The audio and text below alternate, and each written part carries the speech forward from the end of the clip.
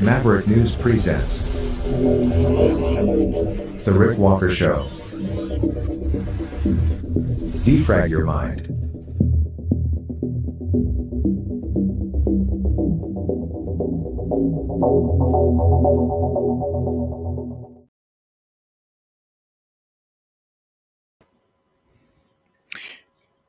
Good evening, everyone. I'm Rick Walker. Welcome back to the Maverick News Channel. Hello, Maverick family, and all the new people out there.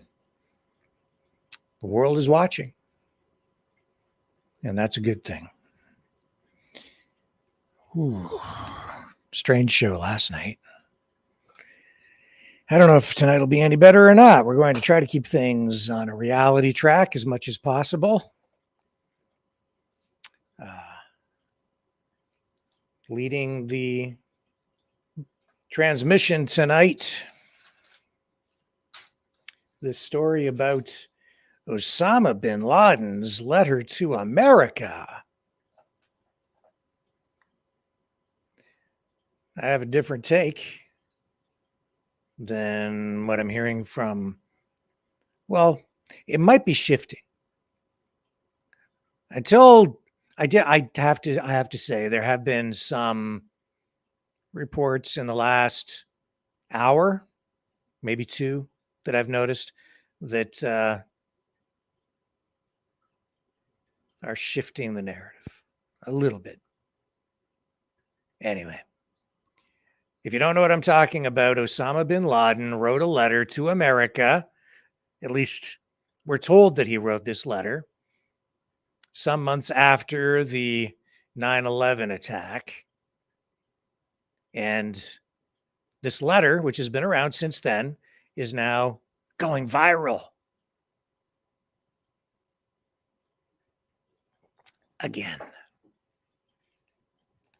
Because, you know, Israel, Palestine, unrest in the Middle East.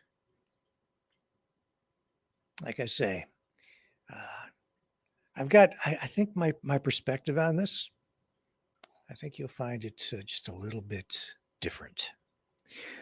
What else are we going to talk about? We have a victory for common sense. A court has quashed Canada's federal government of Canada initiative, a Trudeau plan to ban all single-use plastics. Apparently, it's unconstitutional, illegal. I hope I'm getting the language correct. Regardless, it's illegal in some respect because it's apparently too broad of a definition. I don't know if it's a constitutional issue. It might be just a legislative thing under a particular act. Let me check these notes. It is like, so the Environmental Protection Act. So it's not constitutional. It's not a constitutional question. It's a legislative issue. That means it'll be a short-lived victory. You can be sure of that. If Trudeau and his regime remain in power any length of time, they'll just revise the legislation, rewrite the law. They can do that. That's what governments do. It isn't corruption. In this case, it's just more authoritarianism. Got to get them out of there, folks, if you want straws that don't turn to mush in your mouth because they're made of paper. Didn't really get a chance yesterday to touch on the leader of China meeting with President Biden. I didn't really care that much, honestly, because I knew that not much would come of it, because anything they say is going to be diplomatic baffle gab and outright lies in some cases, and whatever they agree upon won't be that substantial and won't be enforceable, and it's just all a bunch of window dressing. The only important thing is that they met, and if they're meeting, at least they are not shooting at each other or getting us to shoot at each other. So I guess that's a positive thing. Even though Biden says they've made real progress. Anyway, we'll recap some of that because there are some moments of note that I'm sure you'll appreciate from the meeting. And Snoop Dogg, Snoopy Doopy Doopy Dog, he says, "No more marijuana for me." That's not how he talks. I don't even know why I said it that way. Yeah, man. I don't know. I can't do a Snoop Dogg impression. That's my Jamaican guy. Yeah, man. That's about it. Anyway, we'll explain why he's not gonna inhale anymore. So those are kind of the main things, and then in a little while, we're going to be joined on the program by Derek Smith, author. You know him best for his best-selling book, How the Prime Minister Stole Christmas. Well, he has that new book out. It has hit the market. It is a kid's guide to grooming. A book really designed to help families find protection by arming them with knowledge, which I think is probably a pretty positive thing all the way around. So Derek will join us shortly on the program. We'll take a brief break here, come back on the other side, and dig into today's top news stories right here on the Maverick News Channel. The sharing of biased and false news has become all too common on social media. More alarmingly, some media outlets simply aren't true without checking facts first. Unfortunately, some members of the media use their platforms to push their own personal bias and agenda to control exactly what people think, and this is extremely dangerous to our democracy. In an ocean of lies a century deep, the truth awaits.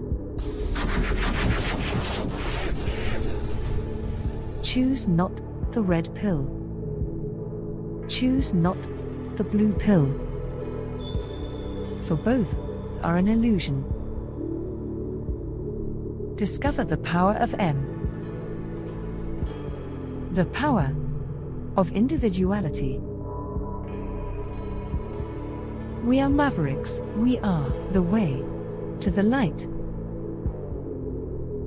Fear not the storm. Join our quest for truth. Truth will set you free. Maverick News. The world is watching.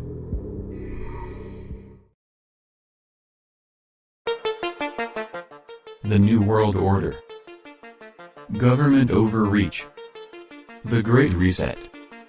Mainstream media lies. Now more than ever, independent voices are needed. Donate now at freedomreporters.com. That's freedomreporters.com. Maverick News. The antivirus program for your mind.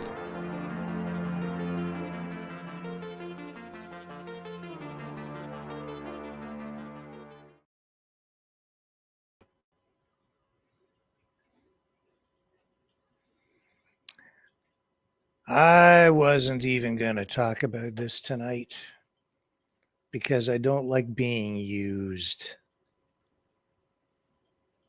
But everybody's talking about it now,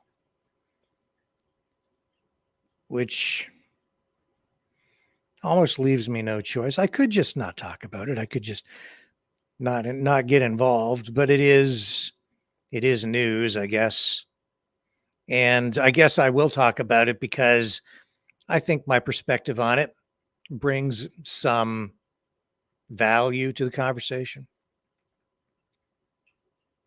I'm talking about this letter to America that Osama bin Laden allegedly wrote following the 9/11 attacks. And after having this brought to my attention and then taking a look at the whole thing, it is a significant development. And it also ties into a lot of what I've been talking about over the past week or two about information warfare. This whole episode, this chapter, it is, without question to me, straight up information warfare. This is a propaganda exercise, and skillfully executed, I might add. This whole thing is designed to undermine your confidence in your government, in your country, in your institutions, in your take on history, and to make you hate everything about your country and everything about yourself without you even realizing you're doing it. Or maybe you may understand or realize that you're doing it, but you'll feel compelled to do it because you'll feel like you're doing the right thing. But it's an exercise in spreading selective history, a particular perspective, a particular narrative, a particular kind of truth. It's propaganda. Not to say that there isn't some truth woven into it. There certainly is. But it leaves a lot of history out. And it's, this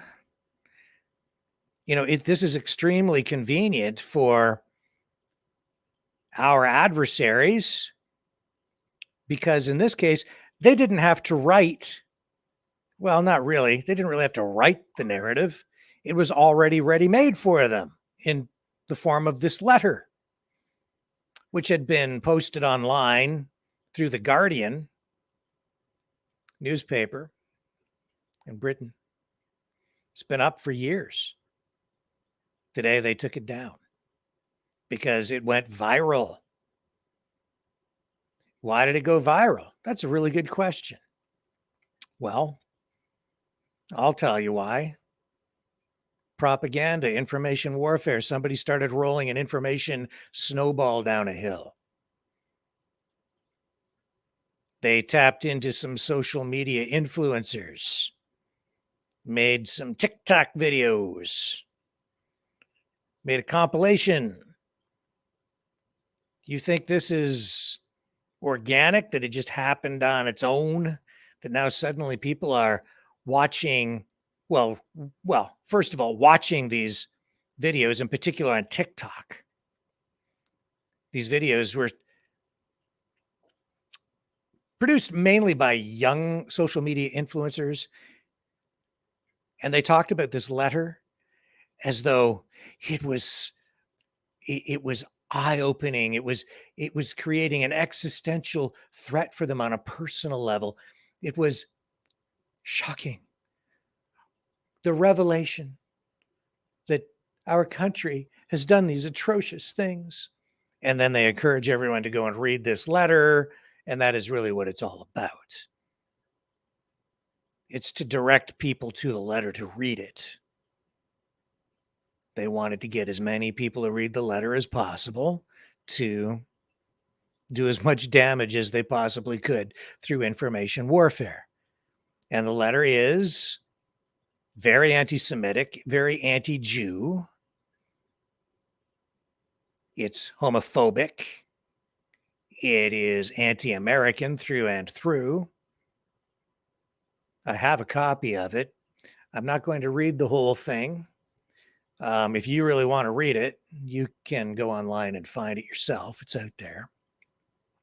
Still, even though it was taken down off the Guardian's website, I'll show it to you, but I'm not going to go through the entire thing. I will highlight a couple of things.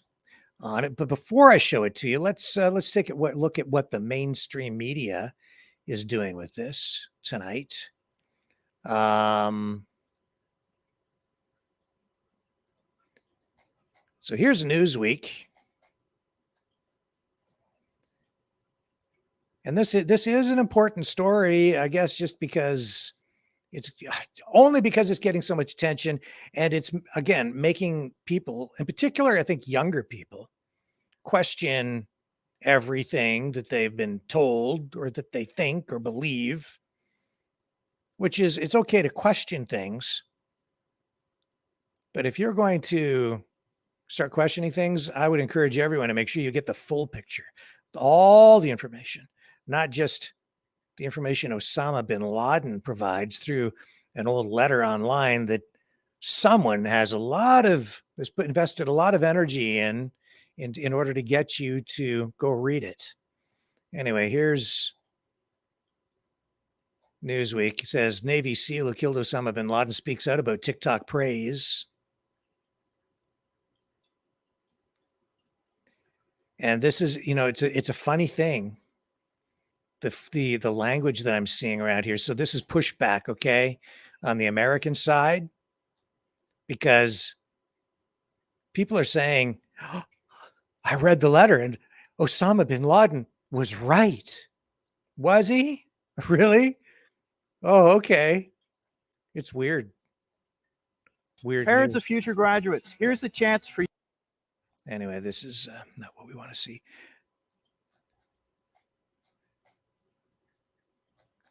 Okay, so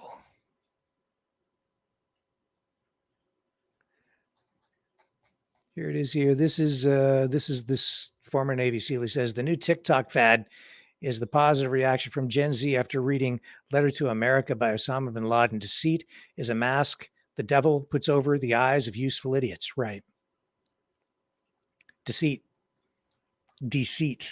deception. Keep that in mind, folks. There's a lot of that going on right now.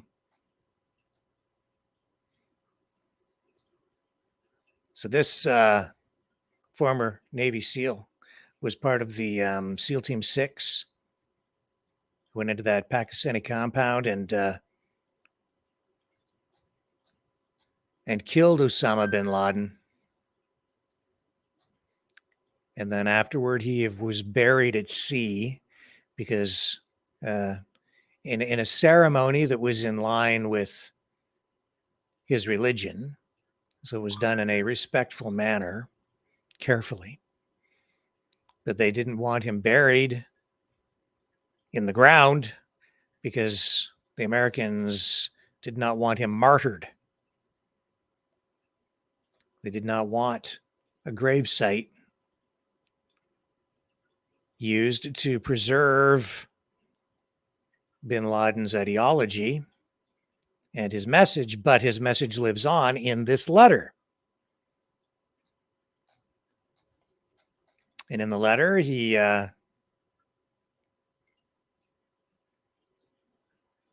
talks about U.S. oppression of Palestinians.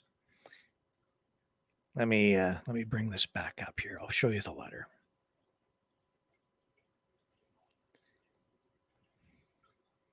Here we go. Here's the letter to America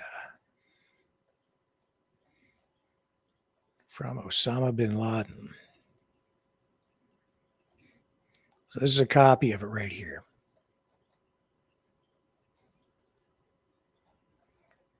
Now, like I say, I'm not going to read this whole thing because I don't want to promote it. I'm making you aware of it. He says, in the name of God, the compassionate, the merciful, to the American people, peace be upon those who follow the righteous track hereafter. Except he doesn't really want to be peaceful. If you read this letter, he doesn't want to be peaceful at all. The subject of my talk to you is the overwhelming control of capital and its effect on the ongoing war between us. I direct my talk specifically to those who support real change, especially the youth. So he says, your former president warned you previously about the devastating Jewish control of capital and about a day that would come when it would enslave you. It has happened. Your current president warns you now about the enormity of capital control, and it has a cycle whereby it devours humanity when it is devoid of the precepts of God's law, Sharia. And we've heard people just, especially in the last week or so, some saying that eventually, very soon, Sharia law will be coming to Canada and likely the United States. Anyway, it highlights economic issues, saying that the West is in trouble and is being bankrupted. It goes on. It's it's several pages long. And in this letter, it has been around for years, but going viral again. And it really, what it does is it repeats a lot of these anti-Semitic tropes, cliches, the old standard anti-Jew, racist narrative, dialogue, language, and blames the world's problems on the United States, Britain, colonialism, which is the issue that's at the heart of a lot of this. And so if you really, really look at it, it's woke. It's woke. It's neoliberal, woke, fascistic communism with an authoritarian overtone to the extreme. And he makes it clear that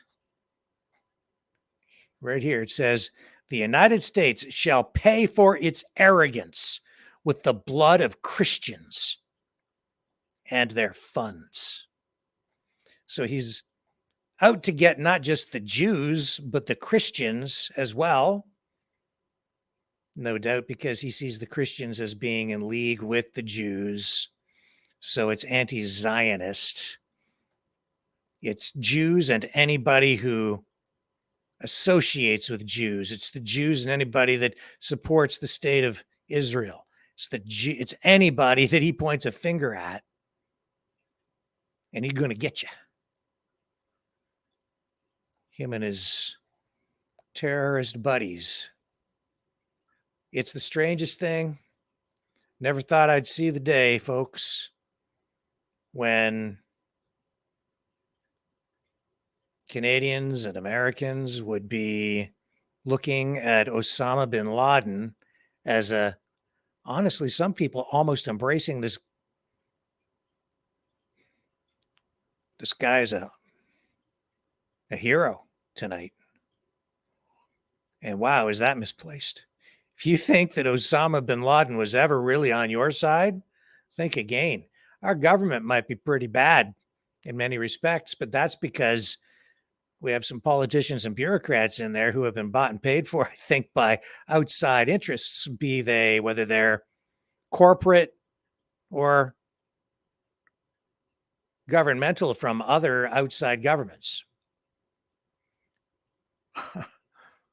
It's not to say that everything has been turned, and don't think for 1 minute that guy was ever your friend. Here's the other thing. Here's the other takeaway. So many people believe that 9/11 was an inside job. Well, if it was an inside job, then I guess the point to be made is that Osama bin Laden wasn't responsible because, why? You got nothing to do with it, right? I've heard that many, many times. Well, let me just point out that in this letter, he accepts responsibility for it. In fact, he appears to be pretty proud of it. This letter is actually just a written justification for the attacks on September 11th. 9/11. It says right here, Palestine has been under occupation for decades, and none of your presidents talked about it until after September 11th, when Bush realized that your oppression and the tyranny against us were part of the reason for the attack. Then he talked about the necessity for two states. Obama is trying to address the issue with the same solutions suggested by his predecessor. They are quilting fruitless solutions not of concern to us. If you want a real settlement that guarantees your security in your country and safeguards your economy from being depleted in a manner similar to our war of attrition against the Soviet Union, then you have to implement a roadmap that returns the Palestine land to us. All of it, from the sea to the river. It is an Islamic land and not subject to being traded or granted to any party. Now, okay.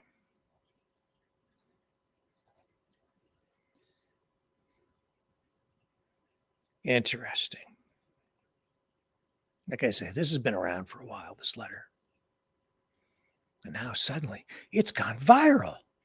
And young people seem to be having an existential crisis. Oh, jeez. Sure you are. Yeah. You come on. Really? Really? Having an existential crisis, are you? Okay, all right. This was sent to me, and I didn't want to run this, but it's running everywhere, so I'm not doing much more harm by sharing it with you, I guess. We'll watch it together. My take on this is totally different. I've seen other live casters, podcasters tonight through the day saying, "Good job, young people, for finally thinking critically. Good for you for listening to these people on TikTok and checking out that information and informing yourselves." Yeah, with propaganda, because it's not giving the full context of the history. And like so much of everything that I see right now, whatever narrative it is that you're listening to, it all tends to be very one-sided. And so this is the anti-American rhetoric that we're about to immerse ourselves in right now. And it's easy to get sucked down into that hole, and it's very effective. Like I said, this is very good information warfare. They're very, very good at it, getting better all the time. And this time they've tapped into a network of young people. And I'll submit to you that probably one or two of these people in this video, they're actually foreign operatives, and the rest might be organic after that responded or reacted to the information snowball rolling down the hill, and they jumped on and added to the size and momentum of the rolling information snowball. Anyway, I'll roll this, and just be armed. Don't take any of this at face value. That would be my advice. It's not just about questioning things anymore. It's about understanding things with context. This morning I read Letter to America, which is Osama Bin Laden's letter to America explaining why he attacked Americans. And I am ashamed to say that I not only have never read this letter. Ashamed? She's already ashamed. She's ashamed of herself. That really is what this is largely about. It's about making you feel ashamed. Didn't you know? Don't you feel guilty? Haven't you? You're just not guilty enough. I'm so tired, honestly, folks, of people, well, for whatever reason, especially on the neoliberal woke left side, trying to make us all feel guilty just for being American or Canadian. But I didn't even know this letter existed. It's wild, and everyone should read it. If you haven't Actually, it's not that wild at all. You moron. read it yet, read it. However, be forewarned, that this has left me very disillusioned. And I feel the same exact way I felt when I was deconstructing Christianity. I feel Oh, I see. Yeah, so she doesn't like Christians either. I was deconstructing to Christianity and tearing down society in my brain when I came across this letter, and it just added more momentum to my whole anti-American journey. a little bit just confused, like I have entered into another timeline. Yeah, I think you are confused. What is this? And yeah, so go read it. So I just read A Letter to America, and I will never look at life the same. I will never look at this country the same. I will never. Please read it, and if you have read it, let me know if you are also going through an existential crisis in this very moment, because in the last 20 minutes, my entire viewpoint on the entire life I have believed and I have lived has changed. Wow. I want to advertise to her and convince her to buy stuff because she's obviously swayed very easily. I don't understand I don't. How do you have that level of reaction to that? I don't know. It is not that. Doesn't shake the ground for me. Not like that. Please read that entire letter. I need everyone to stop what they're doing right now and go read. It's literally 2 pages. Go read A Letter to America. And please come back here and just let me know what you think, because I feel like I'm going through like an existential crisis right now. And a lot of people are. You see, you know how I know this is a bunch of bunk and BS and a bunch of information warfare? Because the language is all similar. I'm going through an existential crisis right now. They're using the word existential, which means it's like, it's blowing up my world. My very existence has been shattered because of this. It's so mind opening. It's so revelatory. I just can't believe that it has changed my entire life. You must read this. You are so full of crap. Oh. So I just need someone else to be feeling this too. I need you to stop what you're doing and go read A Letter to America. It is literally the craziest thing I've read in a while. And while I can't say that I'm that surprised, I am pretty shocked. So go read it and tell me what you think, because I really also need... Oh, and tell me what you think. Yeah. It's like click builder, clickbait. Talk to other people about this. And actually, before you even read the letter, I did want to mention, in reading the letter, I could only think of this tweet that I saw the other day. Under settler colonialism, any kind of resistance is branded as terrorist because the only acceptable violence is violence by the occupier. So this is...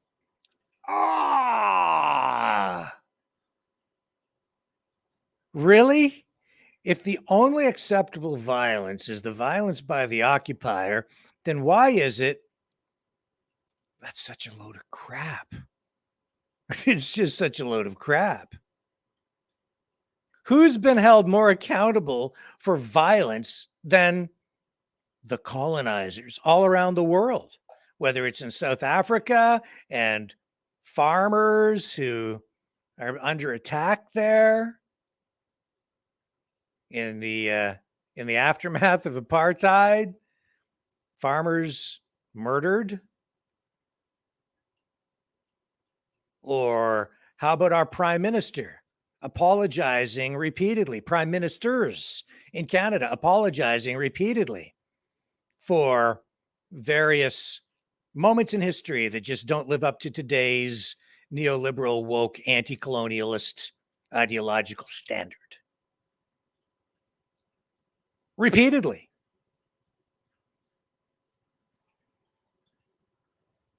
What about Israel right now? The protests in the streets. Do those people think that it's acceptable for Israel to be engaging in the attacks in Gaza? No, I'm not dismissing that or advocating for it. I'm trying to hold them account for that. Even the mainstream media has been highly critical of Israel's response in Gaza. I'll tell you this, though. Be careful what you believe. All the casualty numbers coming out of Gaza come from the health authority there. That's controlled by Hamas. And there's no way to verify those numbers accurately.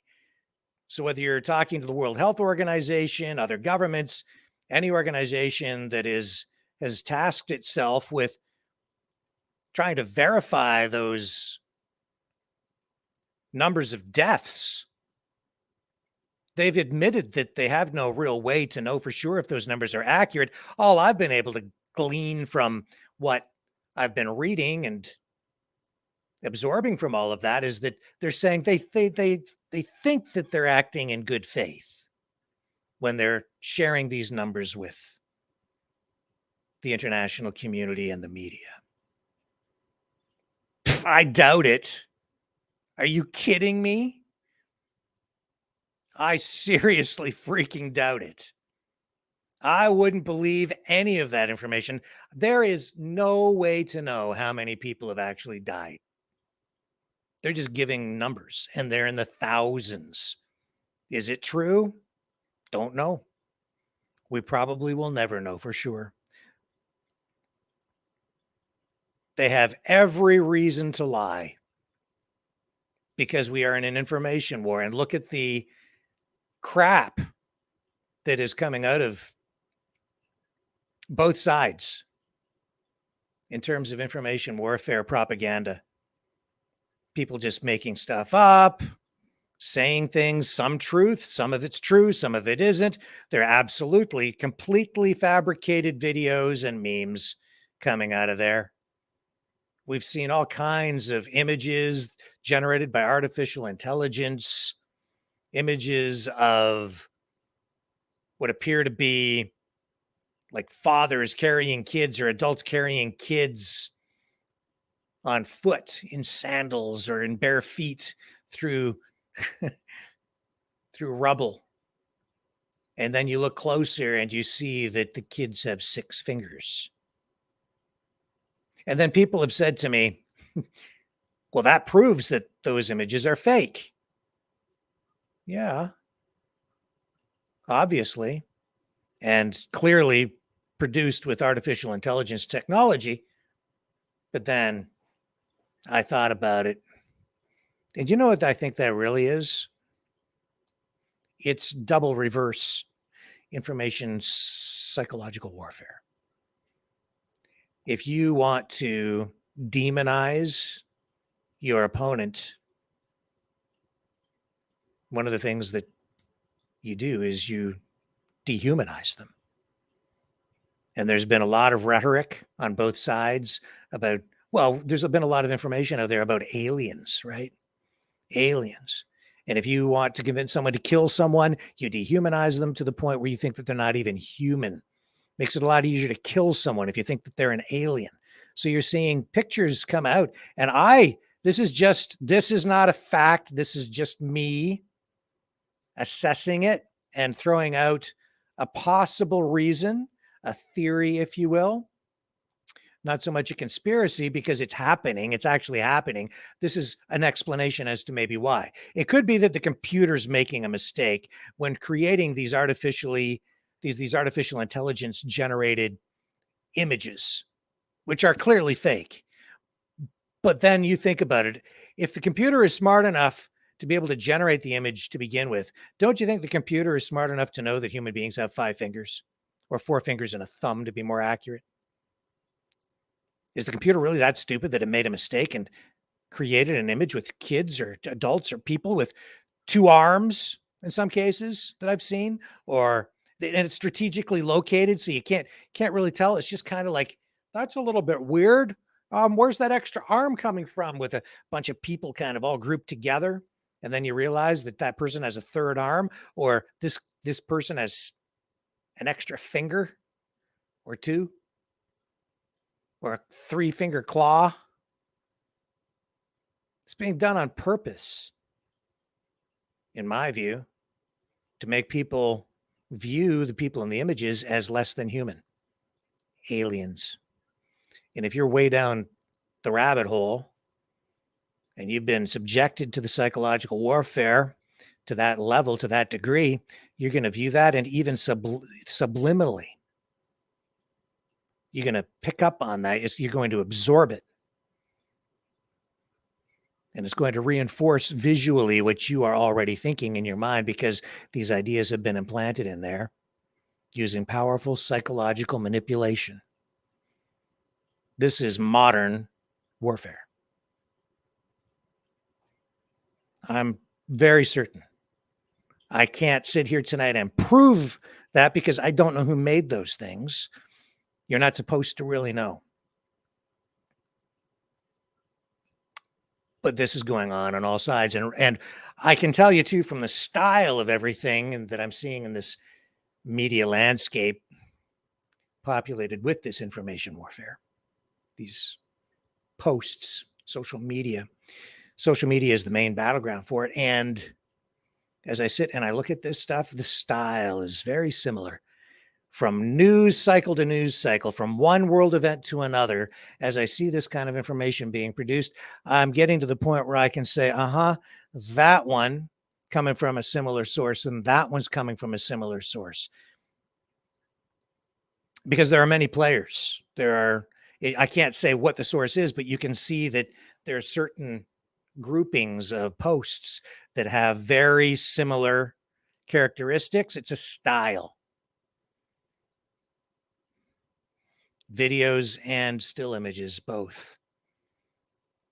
Doesn't take too long. You start to recognize patterns if you really know how to look at, analyze media. Not organic. These videos, pretty slick, but you got to get up pretty early in the morning to fool all the birds. I don't know where I came up with that. Okay. I messed that up. Point is, you're not going to fool me all the time. All right. Especially early on when this new technology started rolling out. Yeah, I got burned a little bit. I got burned with some fake videos, but I'm catching on.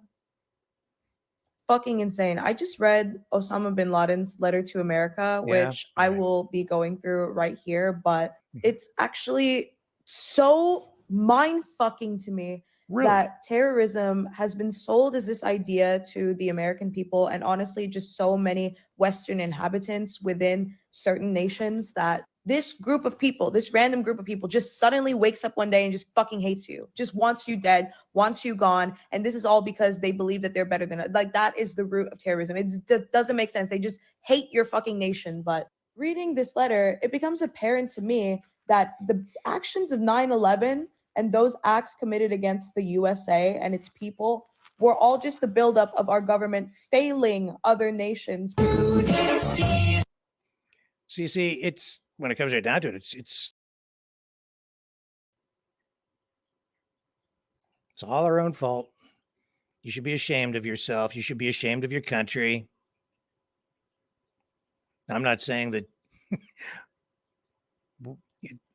I'm not defending everything that our government has done, but you need to understand things in the full context.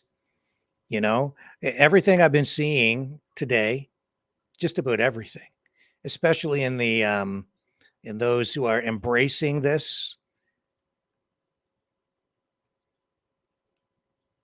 they're like they're finding justification for what Osama bin Laden did.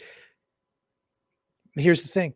If Osama bin Laden is accepting and embracing responsibility for the 9/11 attacks, then that kind of blows up the whole narrative, doesn't it? That the United States did it to itself, that it was an inside job. It was a false flag attack.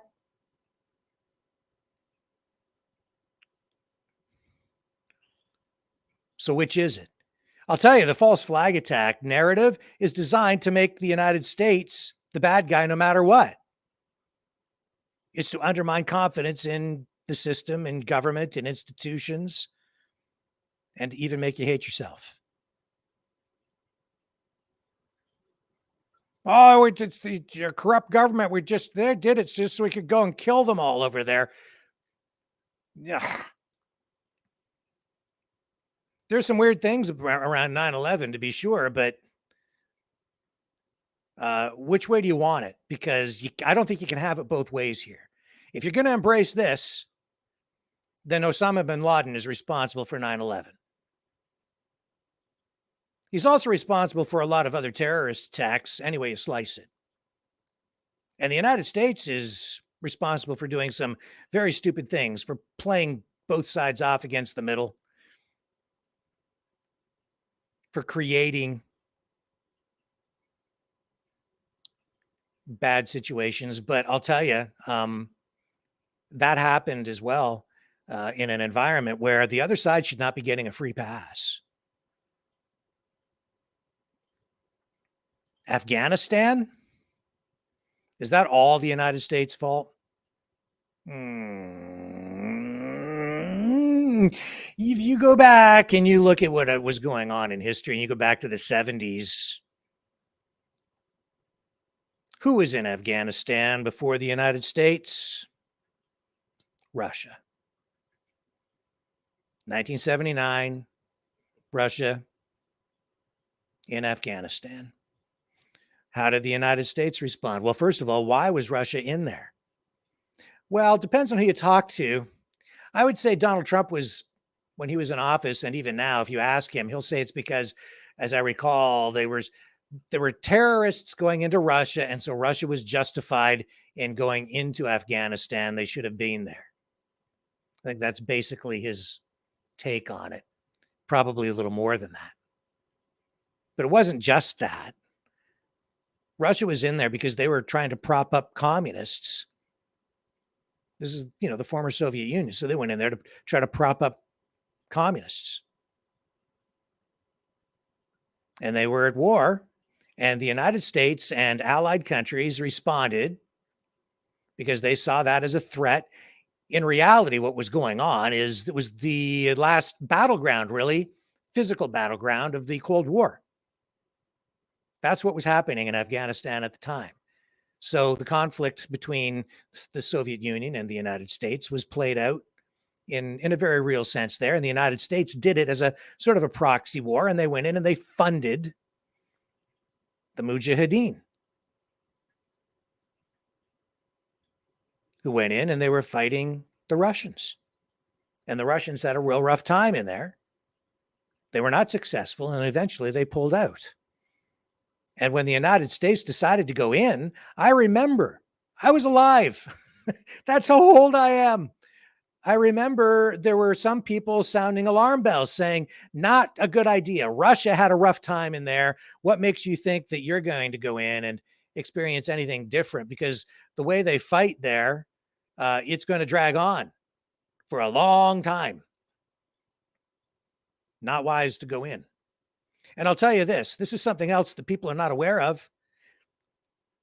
As I remember, this is how strange geopolitics can be and is. How weird. You know who else was helping to fund that? China. Oh, on the American side. They were also funneling weapons and money to the Mujahideen. I don't even understand it, okay? But it was going on, and it was very quiet. No doubt some sort of a backroom deal made, because the enemy of my enemy is my friend. That old saying, right? And yet what's going on here tonight with this letter and the reaction, the viral, the viralness of this whole thing? Well, it's turned that whole thing upside down, hasn't it? Where now we have not the enemy of my enemy is my friend. Now it's like, if I could take that phrase and flip it around, it would be the enemy of my country is now, for some people on the neoliberal woke side in particular, and even some others, just anybody who embraces the whole our government is to blame for everything perspective these days, coming off the pandemic where there's no trust or faith or confidence in our government system, institutions, nothing. It's all been obliterated, which also I think is part of the strategy, where we don't have religion, we don't have a moral compass anymore. There's no patriotism. People hate their own country. They hate themselves. They hate their history. So now it's the enemy of my country is my hero. I'll take it a step further and I'll tell you that I'm seeing actual posts where some people think that Russia is going to come here and China come here to save us. And this is coming from people who are talking about establishing through the freedom movements or patriot movements or QAnon or whatever movement you might be part of, sort of on that side of the political spectrum. They're talking about it in terms of, forming a new republic, especially in Canada. But I'll tell you, those folks, they either don't understand what they mean by a republic. I think they're thinking something similar to what's in the United States, but no, I think really where that they want this ends up being taken is like a communist republic, like the People's Republic of China. Okay, be careful what you ask for. You might just get it.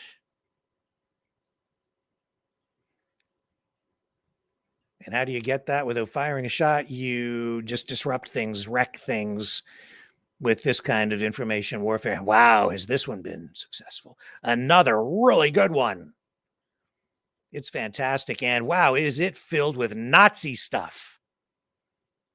You know what? You become Nazi enough and you might just give Vladimir Putin the justification he needs to come in here and denazify not just Ukraine, but North America. Wouldn't that be something? How about that? Would you like him to come here and save you from all the Nazis? Oh, just in case you're not paying attention. If you embrace that letter from Osama bin Laden, you might just find yourself on the hit list. We should all be very careful about the choices we make right now because, first they're coming for the Jews first right now. Okay. This is how twisted and sick everything is. And those very people who are encouraging people to come for the Jews, they'll be coming for all of you later. Guaranteed. If it gets that far. Because you're the Nazis. They're making you into them. They're turning you into their soldiers. In your minds. By encouraging you to read that crap. They're indoctrinating you. Turning you. Not just against your own government, but against your system, against your the democratic system. They're turning you against democracy. They're turning you, honestly, folks, against yourselves.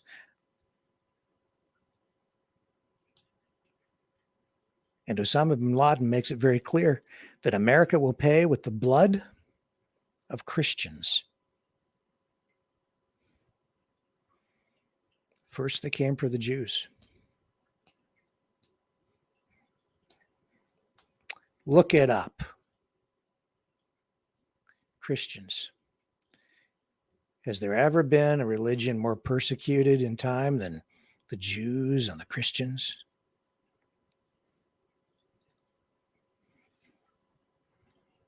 Better start really waking up. I know you got one eye open. Better open the other one. Better open them both. Don't take the blue pill. Don't take the red pill. They're both an illusion. The sharing of biased and False news has become all too common on social media. More alarmingly, some media outlets simply aren't true without checking facts first. Unfortunately, some members of the media use their platforms to push their own personal bias and agenda to control exactly what people think, and this is extremely dangerous to our democracy. In an ocean of lies a century deep, the truth awaits. Choose not the red pill. Choose not the blue pill. For both are an illusion. Discover the power of M.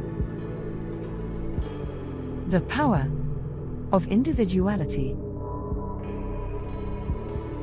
We are Mavericks, we are the way to the light. Fear not the storm. Join our quest for truth. Truth will set you free. Maverick News. The world is watching. Let's bring in our guest of honor tonight. There he is. Derek, how are you? Good. How are you, Rick? I'm just fine, sir. Thank you so much for joining us on the program again tonight.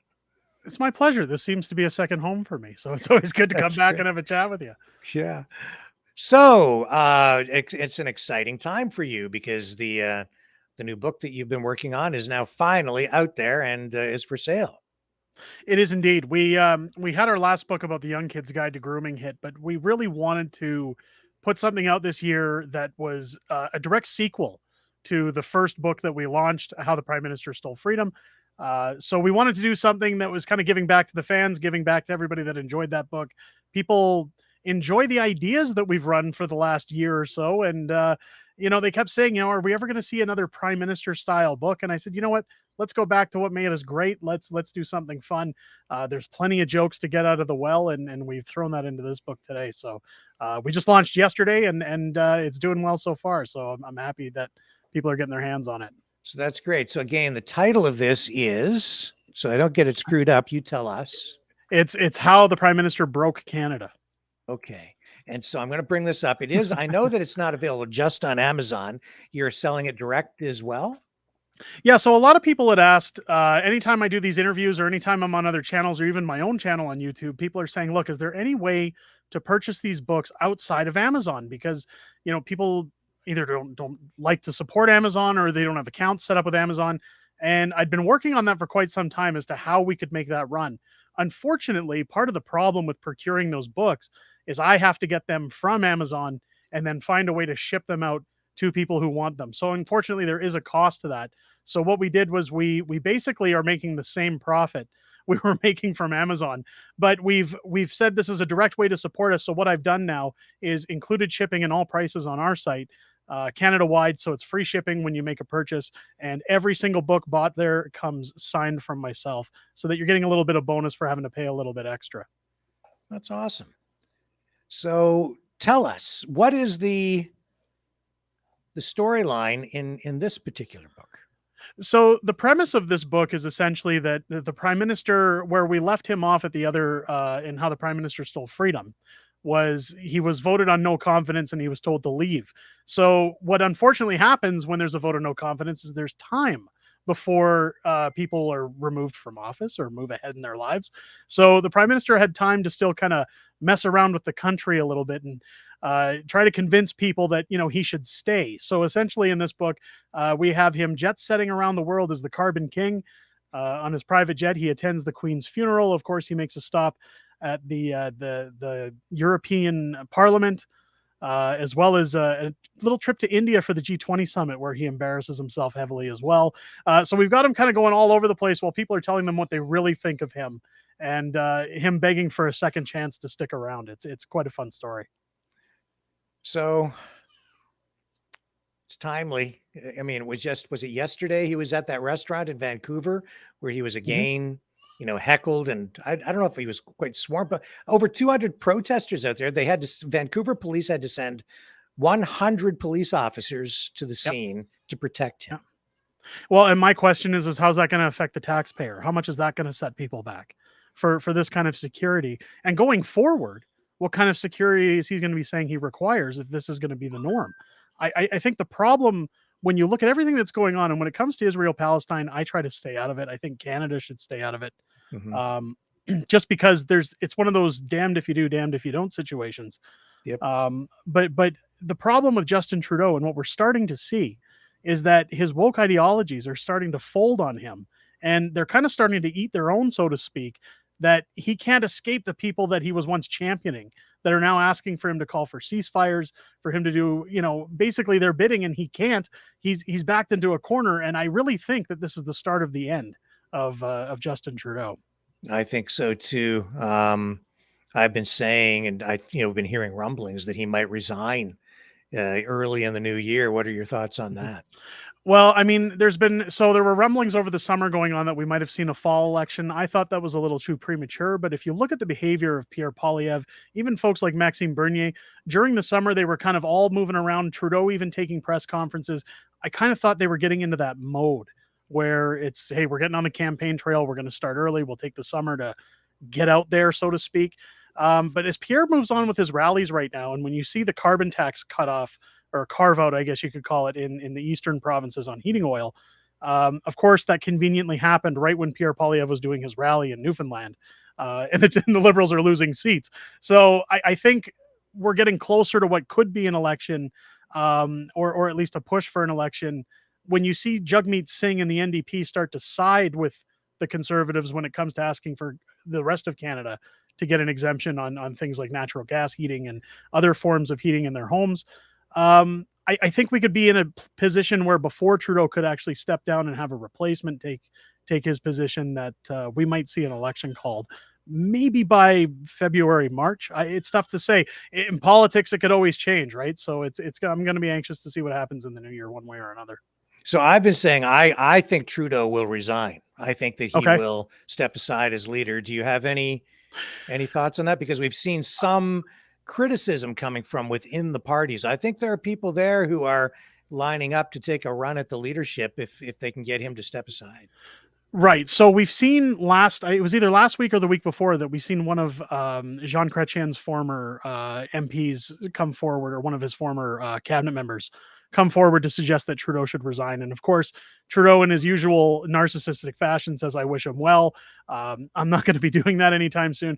The problem with Justin Trudeau is I think that he lacks the ability to recognize his own hubris. And I don't think that he has the ability to look at himself and say, I'm going to step down.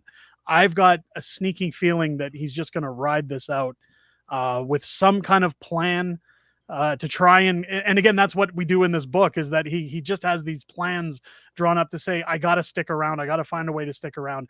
I think that in his twisted little world, he's generally convinced, even with pressure from his own party, that he stands a chance to remain at the helm. And when it comes to stepping down, I almost hope he doesn't, because I mean, the next person in line is Chrystia Freeland. Mm-hmm. And I shudder to think what, 2 years of Chrystia Freeland could look, or a year and a half before we get into election mode for an official election. So, I mean, hopefully it's the one time I'm going to say, I hope he doesn't resign, but we'll see what happens. We'll see where it goes. Wow. Well, yeah. Freeland, what is it about her that scares you most? Well, if you notice, recently she was in a press conference and she's got that jitteriness about her, where she's kind of all over. Like, you see her kind of going like this and like that, and then crossing her arms. And I start to wonder what she's on. But at the same time, she's the same as Justin Trudeau. She has no idea how to balance a budget. She has no idea how to work with money. She has no idea how the world works in terms of economy or what people need. They're in that same liberal state where it's, we're going to do what we're doing. We don't care what people have to say. We don't care what people are, requesting from us. I've even been shocked when I see that, bridges are starting to get blocked off by protesters right now. And I even said, a bunch of people parked their trucks in Ottawa, and Justin Trudeau used the Emergency Measures Act to stomp all over protesters. And now we're seeing protesters from different religions, will say, blocking bridges and throwing rocks and causing scenes, making him leave restaurants. Nobody's calling for those things within his party because they can't afford to. It just makes me wonder again, with somebody like Freeland, who doesn't seem to have all the lights on, what could we expect if she was in charge? It's scary. Yeah, it seems like what we're seeing on the streets right now is more of a threat to Canada overall than anything that we saw from the Freedom Convoy or the truckers. The problem is numbers, right? It was the same issue with the Freedom Convoy that Justin Trudeau's infamous line is a small fringe minority with unacceptable views. And it was sadly mistaken once they showed up and actually parked their trucks in Ottawa and they seen the numbers. With the number of we'll say landed immigrants in the country, there's a lot of people. There's power in numbers, and we're seeing it in every major city right now as protests are ongoing. People are feeling threatened. I know in Calgary, like even my wife commutes to work on the train every morning. She's actually requested I drive her now because she's almost afraid to be walking around downtown. There's situations where people are screaming in businesses at each other. And again, the whole world's a stage. I was always told that, politics and religion were the two things you should never discuss in public. And when Trudeau took office, politics kind of became the popular thing to talk about, but now it feels like religion's coming a part of that as well. And, I was always told that there's three topics you're never going to win an argument on, and that's religion, politics, and everything else. It's very true. It's a cliche, but it's absolutely true. And you speak of numbers. I did see a report that in the past year, security for Justin Trudeau has cost Canadian taxpayers $30 million. Yeah, I'd expect that to double after this restaurant debacle. Yeah, I'm worried as well that the I'm worried because there's even though all this is going on, they keep letting him walk out into crowds, and he is constantly confronted by people who are enraged. I'm very worried. I don't want him hurt. I don't want him attacked. I don't want him killed. That would be a disaster. Not just for him, but for the country and for, I think, that would be a disaster for anybody who advocates for freedom. Well, and so I think though that's sometimes, like, I don't think he wants to get injured or hurt, but I think that's almost what they prefer sometimes is for that. When you look at the divisiveness he's caused, when you look at him separating everybody into groups, it's always by whether you'd had procedures or not during lockdowns, whether you were a landed immigrant or somebody who's always been here who's privileged, whether you're flying a certain flag of beliefs in terms of your sexual preferences. He likes to divide everybody into their little groups. So the more angry people get, the more he seems to win, because it allows him to write a blank check when it comes to pushing policy. So with the Freedom Convoy, he had the truckers there, and he had a bunch of people who believed in certain medical procedures that he said, I can use that as a tool to get people on my side. I can say, look at them pushing us, look at them, making a sham out of keeping people safe. And it allowed him to invoke the Emergency Act. It allowed him to put in policies like freezing bank accounts. If they continue to allow people to behave like this in the streets, we're going to see something, I think, akin to what you see in the US last summer that they called the Summer of Love, where it was all people, smashing windows and looting businesses, to the point where the government used that to weaponize Donald Trump and say, look at how bad Donald Trump is. He allowed these things to happen. I sometimes wonder if that's the reason they allow this to go on. A lot of people that I talk to in the community say, well, it's because it's religion-based, and it's because those are a lot of his voters. Those are people who stand in his corner. So he doesn't want to upset them. But I honestly think a lot of it is to give him the excuse to have a blank check to continue with the nefarious bills, the nefarious policies that he wants to put forward, because he seems to use those as an excuse every single time. It's wedge politics. I think they do polling, psychographic research. They identify specific issues that they know are hot buttons for certain people to get people jacked up and, like you say, divided. And I think it has worked. But do you think that same strategy can continue to work for him heading into the next election? It feels like he always has something in his back pocket. Yeah, well, and again, that's what makes me question it, because if you look at the last election, again, that was done during the pandemic, it was done during lockdowns. If I were to compare election styles, when you look at what happened with George Bush after 9/11, he essentially used fear as a tool in order to get elected again. It was, if you vote, I believe it was John Kerry who ran against him in that election, but it was, if you vote for John Kerry, you're going to have more attacks on American soil. You're going to have more terrorism issues and things like that. He used fear as a tool to get his second term as president. Justin Trudeau used the fear of medical tyranny to secure his seat in an early election the last time around. That's where the infamous speech of him saying, you don't want to get on a plane or a train with these people. He used it to his advantage. And I believe that he had that planned in order to gain his seats. He saw the amount of support in the regions that he needed his votes versus the rest of the country. Because let's face it, when it comes down to the actual vote, when you look at per capita, it's that little pocket of Ontario and then parts of Quebec that really matter in terms of their seats. So I'm guessing they look at the demographics and they've got a plan saying, if we appeal to this audience and we say these speaking points, we can divide people enough and still get their votes and stay in power. So your guess is as good as mine as to what he's got planned out of this. But I feel like he has something planned, or else he'd be attacking this head on and doing something to shut this down. Yeah. The Liberals, they have a big budget. They have a lot of people there doing research. It's almost like market research, but it's polling.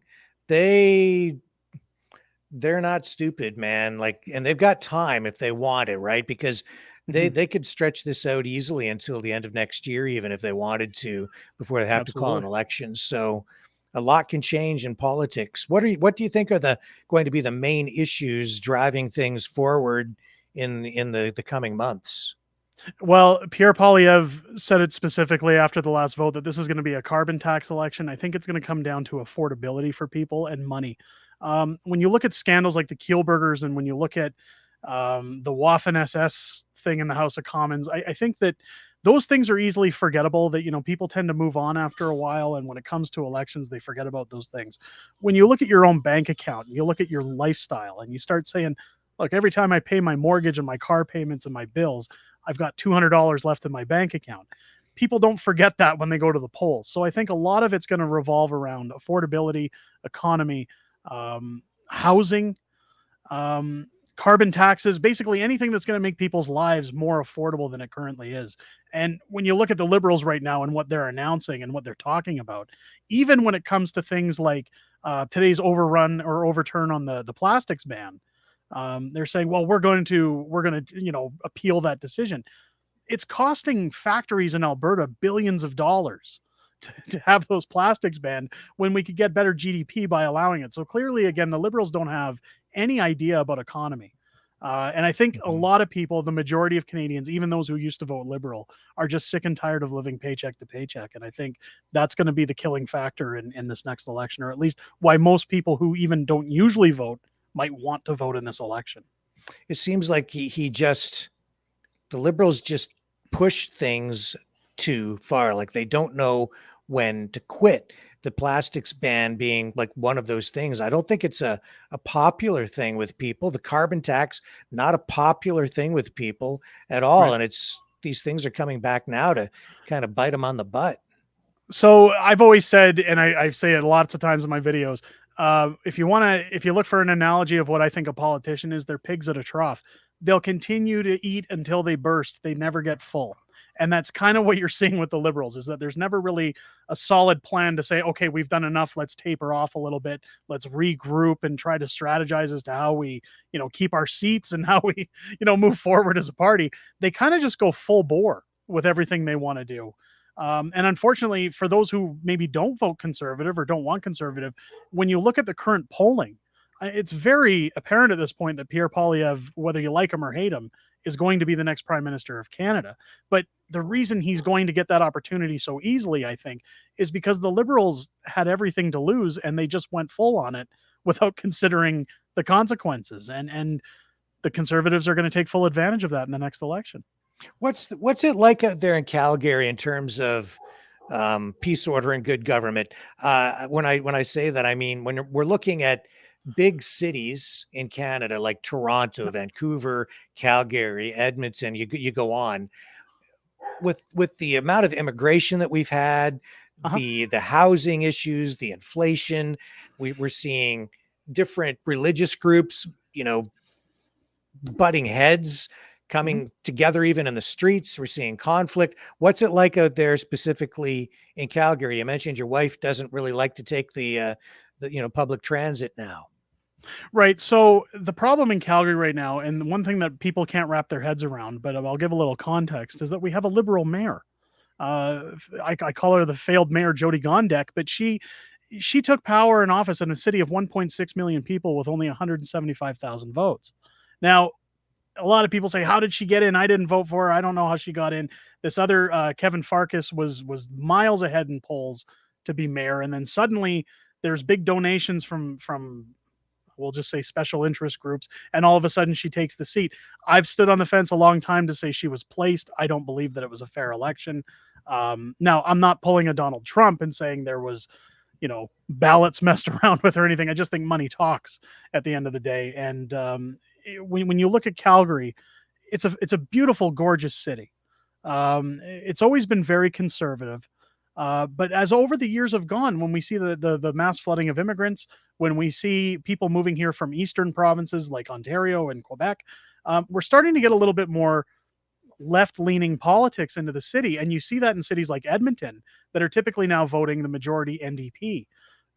So when it comes to Calgary, our mayor, since she's mostly in favor of Trudeau's policies, we have an exponentially exploding crime rate right now, where Danielle Smith actually had to step in last summer and bring in extra police just to monitor train stations in town because Jody Gondek wasn't doing her job. We're seeing people getting stabbed waiting for the train. We're seeing people walking past bus shelters in the wintertime. And God forbid, somebody's unfortunate enough they have to live on the streets. But you see a lot of drug addicts in these heated shelters with bonfires, urinating in corners, beating each other up, shooting up with different drugs. And the police are right across the street in some instances, and nothing is happening.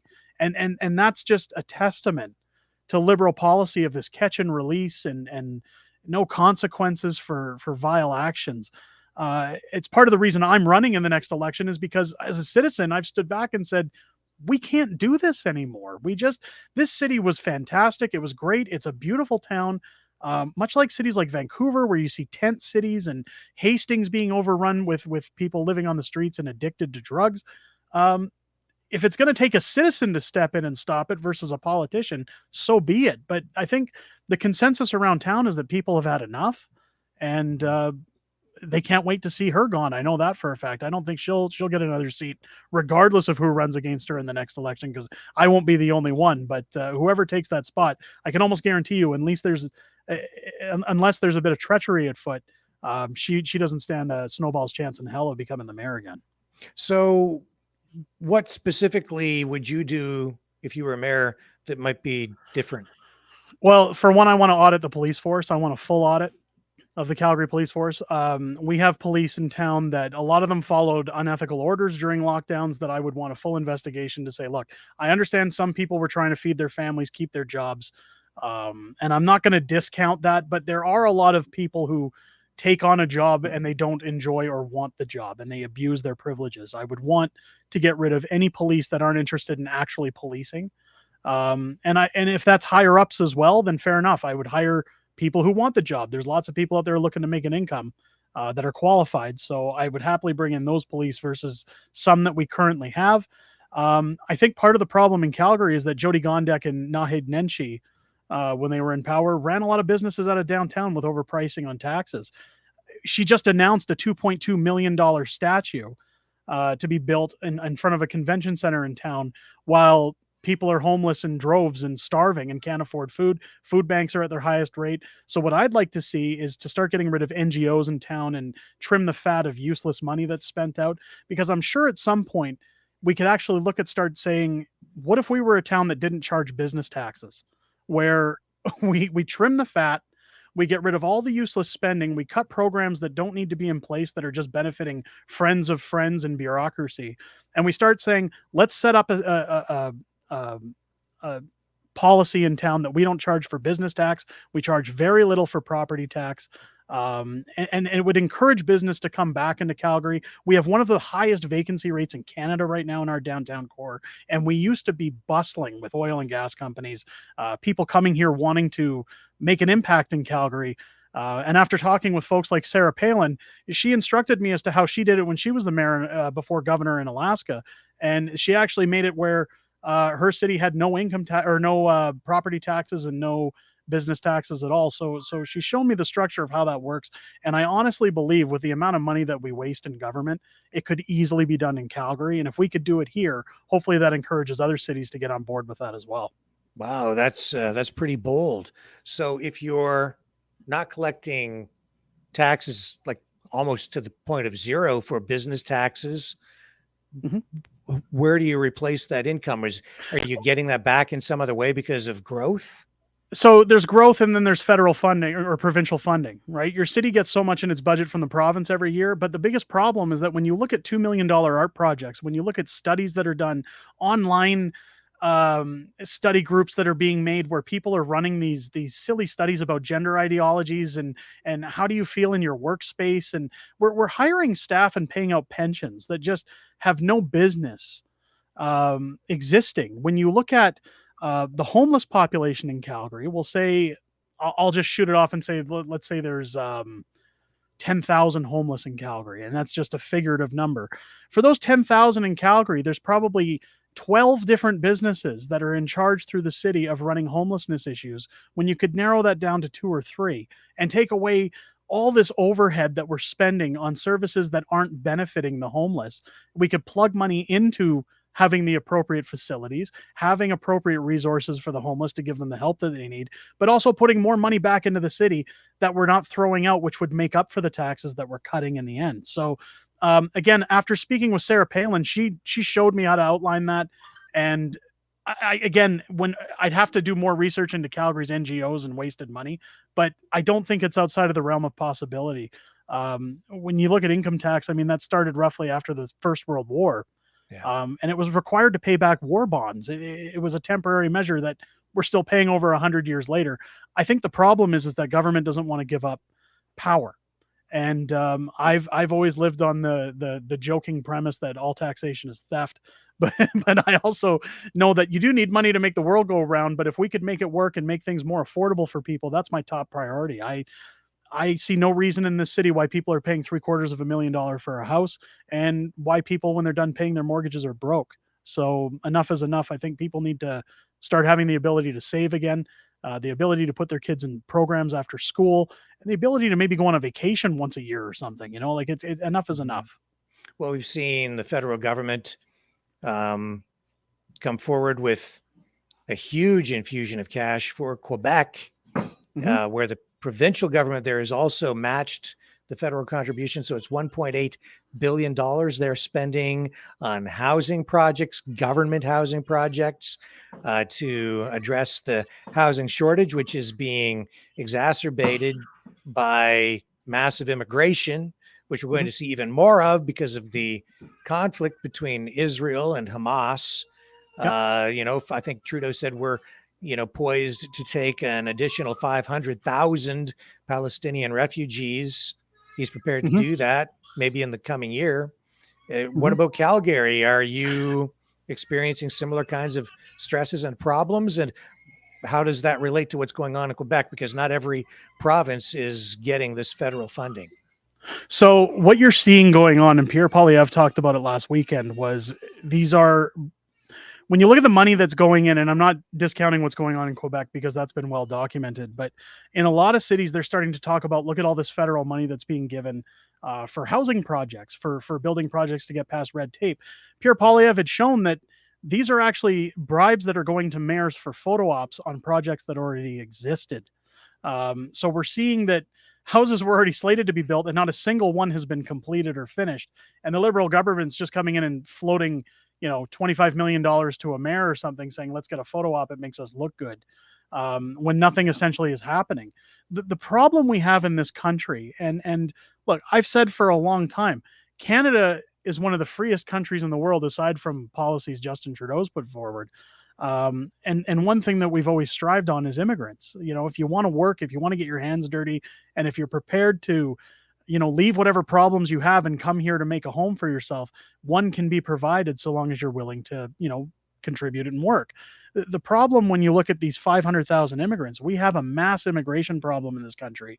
And I'm on the fence to say that I think what the government needs to do, and I've not heard one leader talk about it, including Pierre Poilievre, is shut the door for a while and say, look, we got to take care of our own problems first. We're trillions in debt. We have to balance our books. We have to get red tape cleared and houses built and make things more affordable. And when we're in a position to take more immigrants, we will happily take them in. We're not shutting the door altogether, but we got to take care of our own before we take care of everybody else. When you look at 500,000 immigrants coming in over 3 years, that's the whole population of the city of Calgary coming into this country every 3 years. That's a lot of people. Like I tried comparing that to my wife, because anytime I talk about it, my wife says, "Oh, you sound like a bigot or something, like it's a race thing or something." And I go, "No, it's a GDP problem. It's a wealth problem for the people who live here. It's if you were to take the whole population of Calgary, and I said you drive around the city and every single person you see on the streets is an immigrant that came here 75% illegally too, I'll say, seeking, whether it's seeking asylum, crossing Roxham Road. You've got massive problems in your country, all after you've printed billions of dollars in CERB payments and all kinds of scandals and schemes over 8 years and pandemics.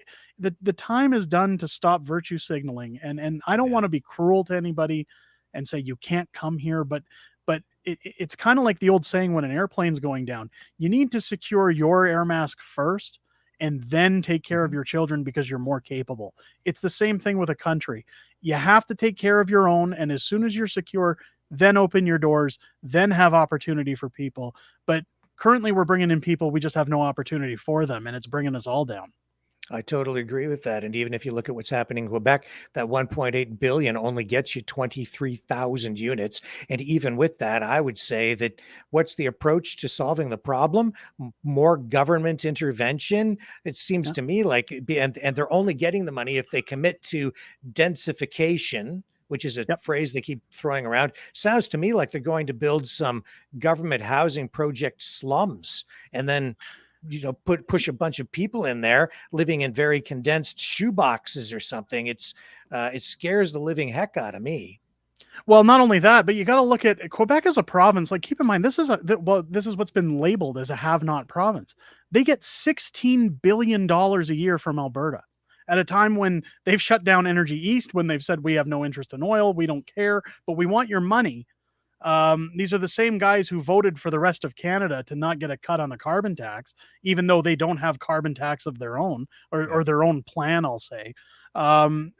They have no business taking another $1 billion from the government to build slum housing when they're being given billions and billions a year in transfer payments, in cutbacks. Again, when you look at the carbon tax, especially, how many billions of dollars is that Quebec's not paying to the federal government? It's asinine. I have always said Alberta's in a position where they've felt like they're backed into a corner, where they say Wexit. And I don't agree with separation because I love being a Canadian. But at the same time, I side and understand with every single person who says that, because they feel like they have no other option. And I look at it going, look, if you gave Alberta the choice tomorrow, I'm willing to bet a very strong number of population would agree with separation. Quebec has been touting separation for decades, and they act like they've separated from Canada, but they still reap all the benefits of being a part of this country without having to pay all the fees and taxes. So it's got to be one or the other, I think. It's either time to become a part of the country or shove off and stop taking the money, but something's got to give at some point. Yeah, when they talk about densification, I immediately thought of Calgary, because Calgary, I've been there a couple of times and the city seems very spread out to me. Yep. But I don't know if that's even an issue, because you guys have so much space anyway. The city has just naturally spread. I think it's given people there a high standard of living. It's the, sort of the Canadian version of the American dream. It's the, own a house, if you will, and be proud of it. Is this, am I off the mark here at all? No, it's so Calgary, the people who live here, it's funny because they talk about the price of housing and how expensive it is. But I always say, unless you're comparing to like Red Deer or Edmonton, I always compare to Edmonton because Calgary, in terms of size, you can't really compare to Red Deer. But in terms of housing, Calgary has some in the western part of Canada has some of the most affordable housing in the country, sitting at roughly, I think the average price of a home somewhere around $500,000, which that's a lot of money. But when you compare it to places like Toronto or Montreal or even Ottawa, it's really not that bad in comparison, that you're not taking 25 years to save up a down payment. We also don't have provincial tax. We have some of the lowest business taxes and payroll taxes in the country. So yeah, Alberta has always been the dream. And I'll be honest, there's multiple times where my wife has looked at the city and said, I love Calgary, but I just can't raise my kids here because things aren't improving. But the question always comes to, where do we go? Right. Because it doesn't get any better in terms of quality of life. So it's up in the air. It's hard to say, but it's going to be interesting to see what happens with Quebec. It's going to be interesting to see what happens with the Liberals. I'll wait with bated breath and cover anything that comes forward. But I honestly think Trudeau's coming to an end, and I think I don't think he'll resign. I'll maybe agree to disagree on that one. I don't think he has the humility, but hey, time will tell, right? We'll see where it goes. Yeah, well, I see the pressure there, but I totally understand where you're coming from on his ego. Just to come back to your run for the mayor's chair, I know you announced early. When is the next municipal election in Calgary? So that's coming up in 2025. That'll be in the fall of 2025. Right. So you've got a long time to campaign, which can be a real advantage for you, really.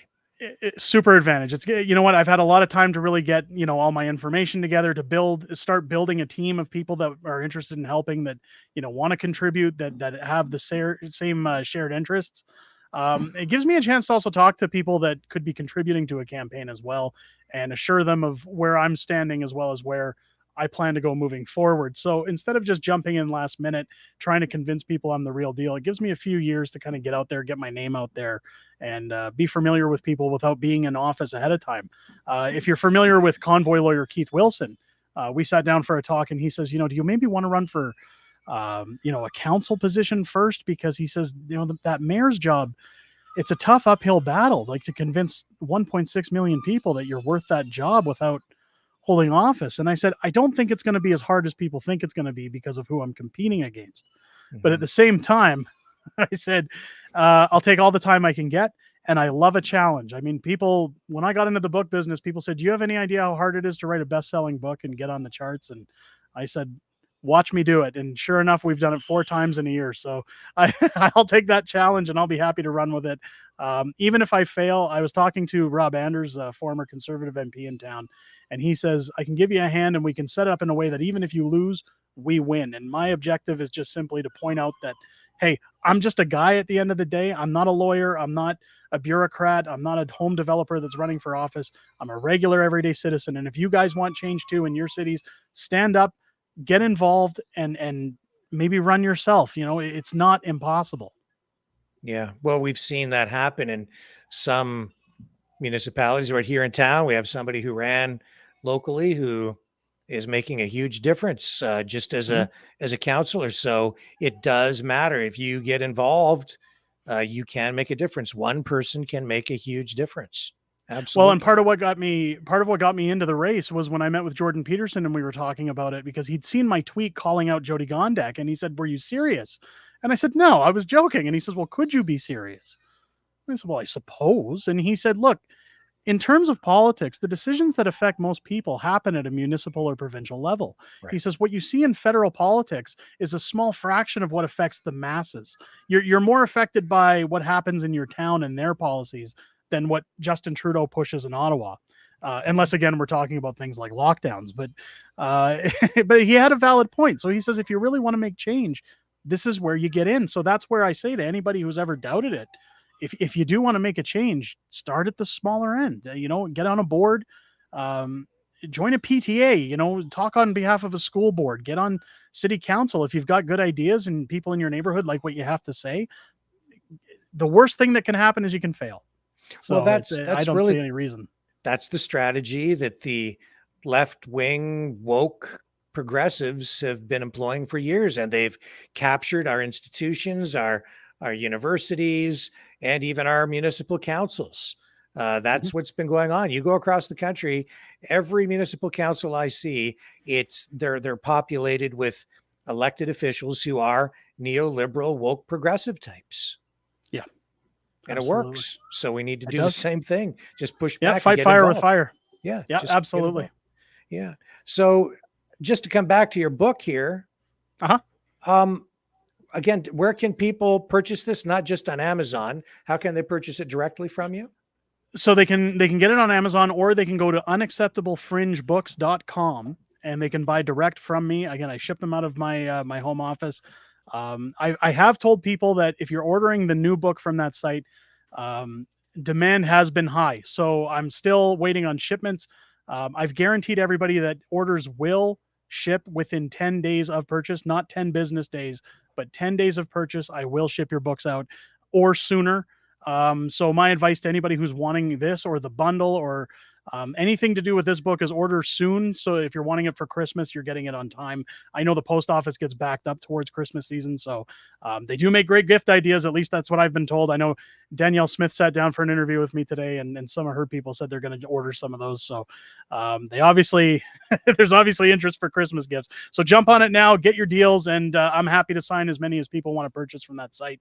Again, all prices include Canada-wide shipping, and every book comes signed. And there's a screenshot from the video. Yeah, we took that from the infamous deepfake of Justin Trudeau reading our first book. So, That's nothing like an endorsement from the PM himself. Yeah, absolutely. And so there again, there's the whole collection of books, I guess. Yeah, and in fact, one that's sitting on there is our special limited edition from last year when we did the redacted version of How the Prime Minister Stole Freedom. That's that was done for the Emergency Act Commission. Now, there was a joke going around at the time that, you know, the government submitted all these documents that were redacted. So we added a few lines of text and redacted the first book and put it in black and white to look like government documents. And we put it out as a special edition for people that enjoyed the first book on a limited run. So we only had it available for 30 days, and there's less than 500 out there in the wild. So I think I've got roughly 27 or 28 copies left that I'm signing. So that one's a little higher price just because it's out of print. But for any collector, it's a collector's item. And once they're gone, I don't have any more because they're out of production. So for anybody who enjoys our books and wants a collector's item, that's there for them as well. But again, act fast because once they're gone, they're gone. And again, this book, this new one, is it? It's really directed at adults even more than kids, I guess. Yeah, we've always drawn and published our books in the sense to entertain adults. Now, my daughter goes to school with parents who have read the first book that tell me my kids read it, they love it. That's up to them. I've always left that to their choice. Aside from the grooming book, we've always tried to make our content very based in terms of suitable for any audience. But I again, I say it every time I come on here. I never try to indoctrinate or influence kids to believe one side of the political spectrum. I think it's great for kids as they grow to understand the importance of voting, the importance of politics, and how policy affects their day-to-day life. But at the same time, I say kids need to be kids, and there's a time for them to take all that in, and it's usually in their teens. So whatever parents do is their choice, but I certainly don't push that in this house. And again, our audience is always focused on adults. Yeah. Well, Derek, is there anything else you'd like to add or think that we might be missing tonight?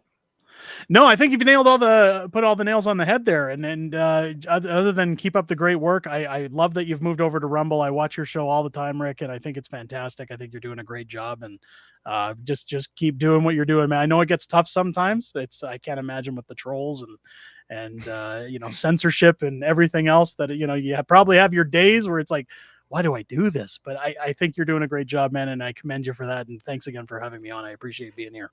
Thank you. I appreciate those kind words. And again, folks, go to unacceptablefringebooks.com. You can get it from Amazon, but you're probably better off buying them directly from Derek. You get the signature and the autograph. That's it. And unacceptablefringebooks.com is the place to go and order early because those books would make great Christmas gifts. Absolutely. Thanks again, Rick. All right. Thank you very much, Derek. Okay, folks, stay with me. I will be right back. We'll take a short break and we'll cover off the rest of the top news stories of the day. Don't go away. We had several other people in the country, even among the Jews, the Zionists particularly, who were... Well, hang on. That was the wrong clip.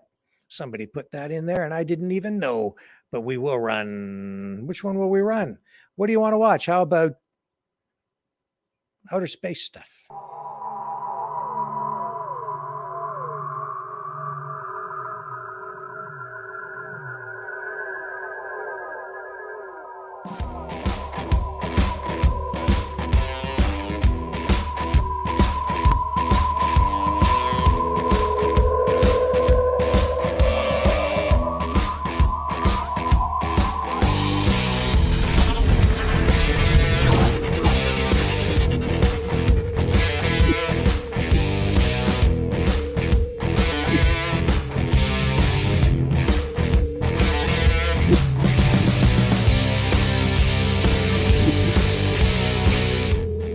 Maverick News.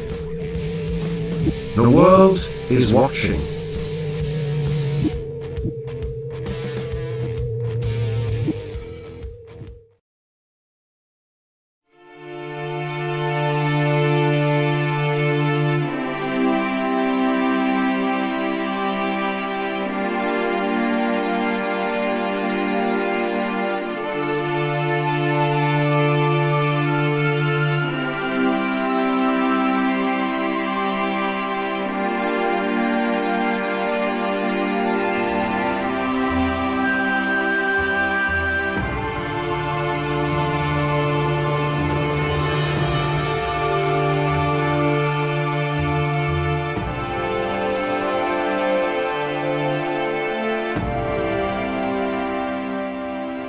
Maverick News.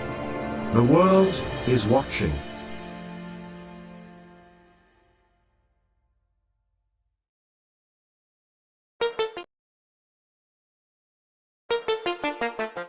The New World Order. Government overreach. The Great Reset. Mainstream media lies. Now more than ever, independent voices are needed. Donate now at freedomreporters.com. That's freedomreporters.com. Maverick News. The antivirus program for your mind.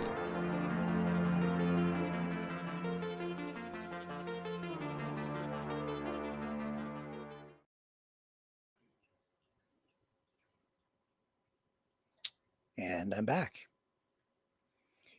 And just to kind of cap off that discussion that I was having with you previously about the TikTok encouragement that people have been bombarded with to try and get you to go and read Osama bin Laden's letter to America. There is pushback now, finally today. It started to happen late this afternoon, and I'm seeing, heavy duty criticism from, some different media outlets, some people on the conservative side who, and politicians who are calling for, a reaction to this. And as a result, they put pressure on TikTok to do something about this. So the Guardian took the letter down, which, you can have a view on that one way or the other. Is that censorship? Well, they decided to remove it. They said it didn't give full context, so they've left the story up that they had published years ago. But the letter itself has been taken down. It's still online. You can still find it if you really want to go read it. I'm not going to present it here. I've given you, a few highlights from it. If you want to read the whole thing, feel free. It's out there, public information. Has been for a long time. But TikTok is now taking a lot of the videos down. Thing to keep in mind is TikTok is Chinese. It's a China-based social media platform, and there have been concerns for a long time about Chinese influence and control over that platform. TikTok being accused early on through this chapter in the information war that, they are manipulating things here, potentially, and spreading this campaign. I'll call it a campaign. So that's my take on it. And, there is some truth in that letter, but there's also propaganda, and there's a political ideology that weaves its way all through that letter. And it is very, racist, and it promotes violence. I'm not going to sit here tonight and share all of that information. I'm making you aware of it. Some people want to read that and embrace that. That's your choice. But I'd say that's an effort to radicalize people and indoctrinate people into a mindset where, it's encouraging people to be violent. And it's also threatening. It's scaring people. It's a threat to America, that letter. It's a threat to the West. It's peace be with you if you comply with what we want. If you don't, America will pay with the blood of Christians and their funds, it says, their money. This is not to be taken lightly, and people who are embracing this tonight are being, I think, very, very, very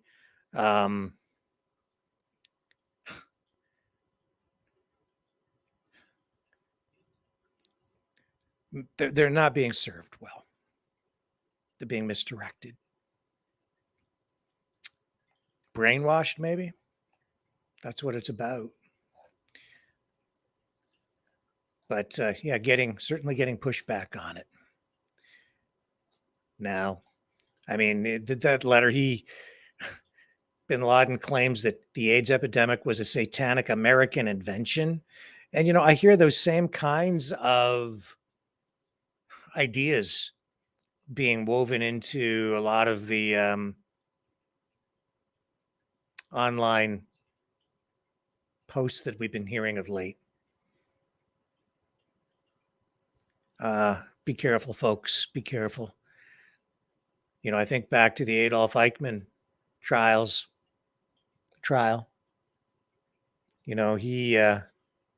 He was held accountable, and he said he was just a Nazi administrator.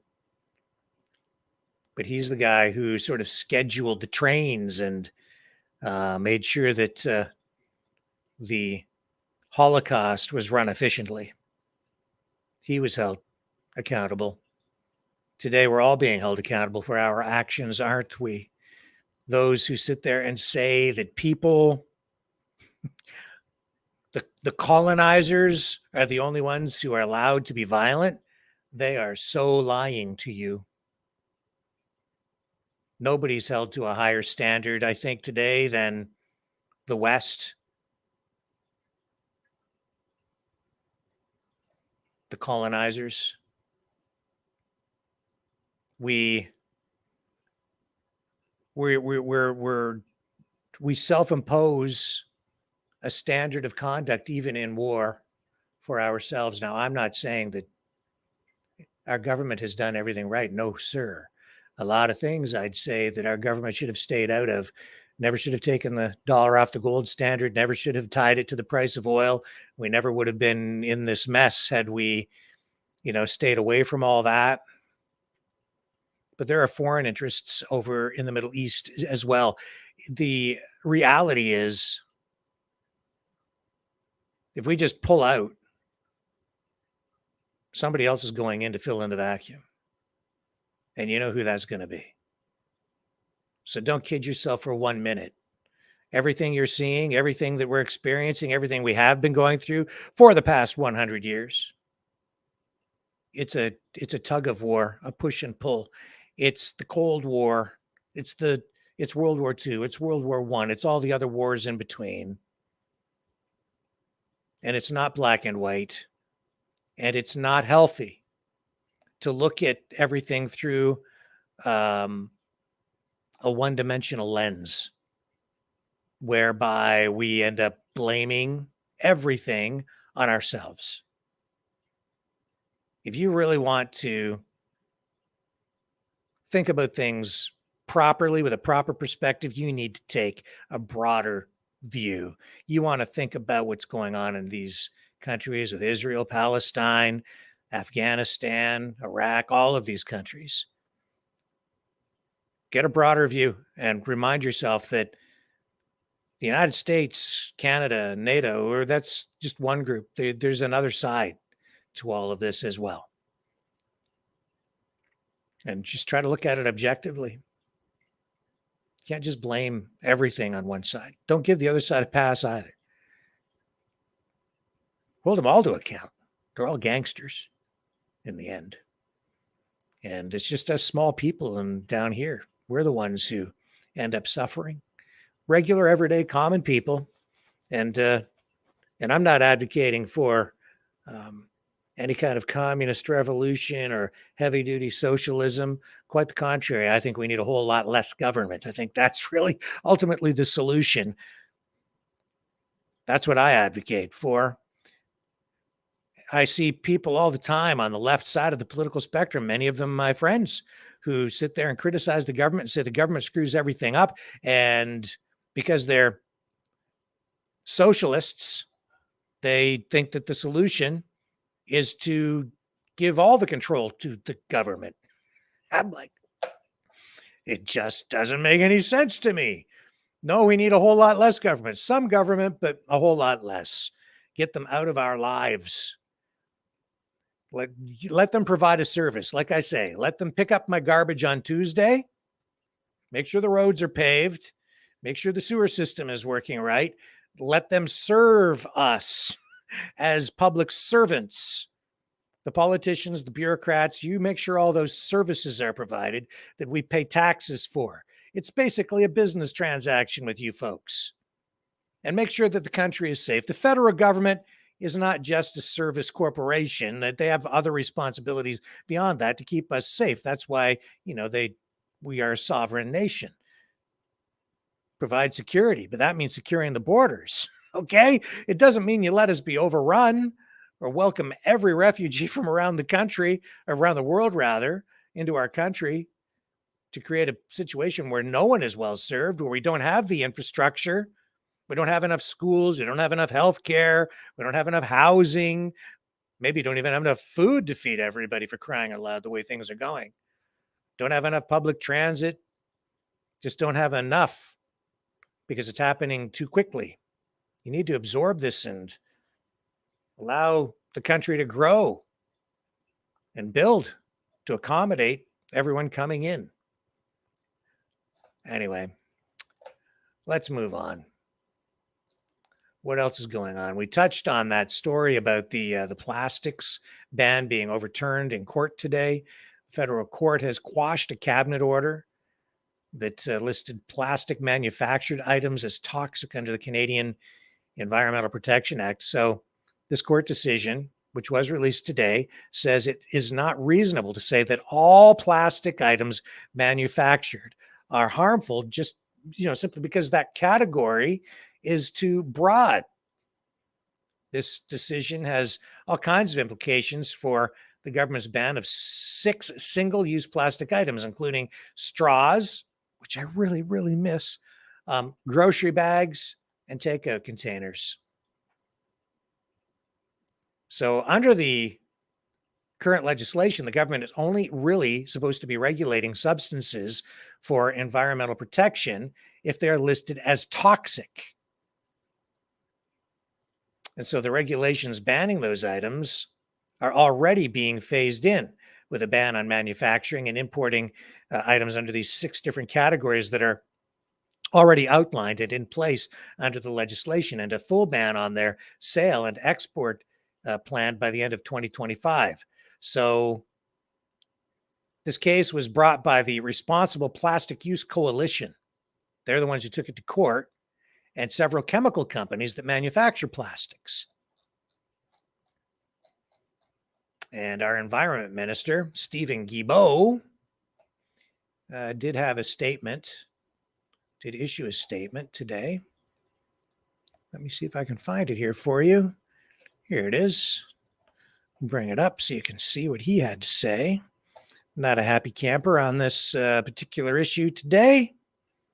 Oh, well, too bad for you, Stephen. Here he is.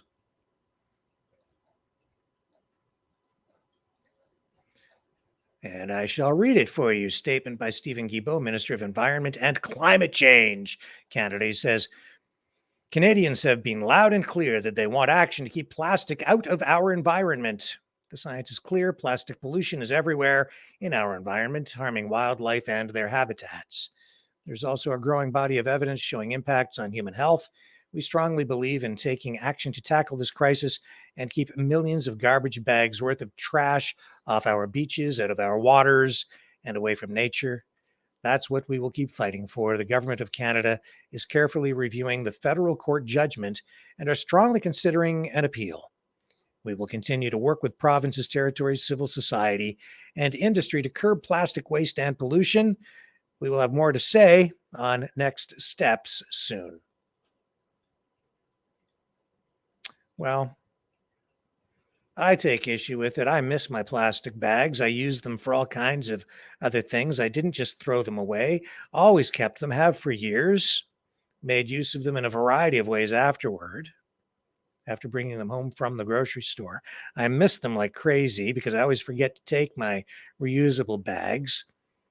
I always just have to pile the junk in my shopping cart, wheel it out to the car, throw it in the hatch in the back, and then get home and go find a box or something to carry the stuff into the house. That's my own fault for not remembering the stupid reusable bag, but I just forget to take it back out to the car when I go, It's just old habits die hard, I suppose. Maybe it's just I'm getting old and set in my ways, that's for sure. But I just think the plastics ban is a little bit misguided. It's a lot of virtue signaling as far as I'm concerned, especially when you see the government sending so much money over to fund foreign wars where they blow things up. That's not good for the environment at all. So it seems to me plastic bags are the least of our worries right now. Maybe stop killing people. That might be a little higher on the list of priorities for people who are really committing acts that some people might even consider to be crimes. There's our Minister of Environment and Climate Change. Yeah, he was arrested at one point. Yeah, he's an environmental, well, some called him an environmental terrorist, certainly an activist. He climbed the CN Tower at one point to unfurl a big banner as part of a climate protest. And I would say his views on a lot of these environmental issues are, to say the least, alarmist, extreme. I'd say he is an extremist. And I've said many times, our government right now, well, it's an asylum. It's being run by the lunatics. That's what's going on in Parliament right now. We have to change it. We have to get out there and vote, vote, vote, and get those guys out, out, out. It's long overdue. The election can't come soon enough, as far as I'm concerned. Because that guy, he's not helping at all. And we talked about housing, the housing crisis. Well, here's Chrystia Freeland, Deputy Prime Minister, Minister of Finance as well, talking about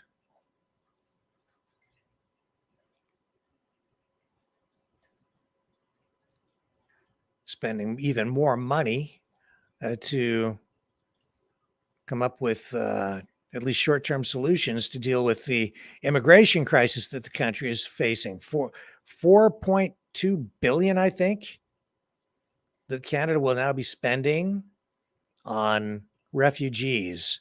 So here's Chrystia Freeland confirming what I just told you.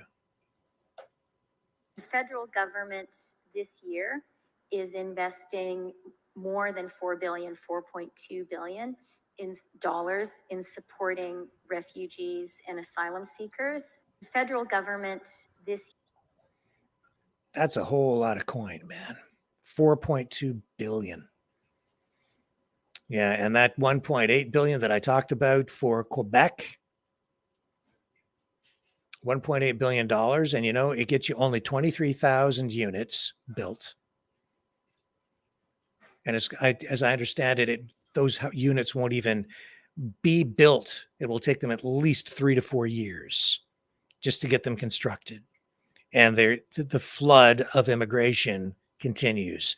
Massive waves of people coming in, record levels every year over the past 8 years under Justin Trudeau. The additional those 500,000 from Palestine that the Prime Minister has said that he would be willing to take in, that's, I believe, on top of nearly 1 million new immigrants that the country is already taking in every year. 1 million people. So that will get us up probably closer to 1.5 million. Then you add into that mix the people who are getting into the country illegally, you've got even more. Canada, just like 8-10 years ago, only had a population of about 30 million. Now we're up to 40 million. I think 42 million, something like that, close, and growing rapidly. And that growth is not coming from people having babies so much. It's just new Canadians coming in. And Derek, I think, is quite right. It's not an issue. The issue is simply one of logistics, of capacity through our systems, our government, our services, our schools, our hospitals, our roads, our public services, and jobs. I mean, that stuff can come along because as you bring more people in, more people can generate more economic activity, but even that takes time. It needs to be done responsibly. And we need to keep our heads up on this issue.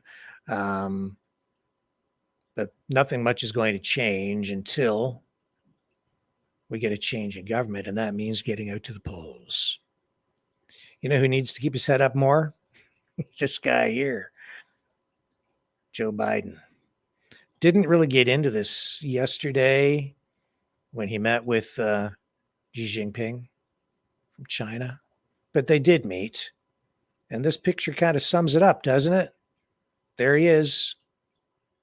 Unbelievable, man. Like, this guy is only half there. Look at what Biden is doing. And Xi Jinping is kind of like, what the hell are you doing there, Joe? What are you doing? Hello, Joe, turn this way. Crazy stuff, man. Like, I can't believe this guy is the president. It's such a joke. It's so obvious that he is not really in charge and not really lucid. It's pretty scary. This is the guy that they follow around with the football. Here's the way it went down yesterday when Xi Jinping was getting ready to hang out with the prez.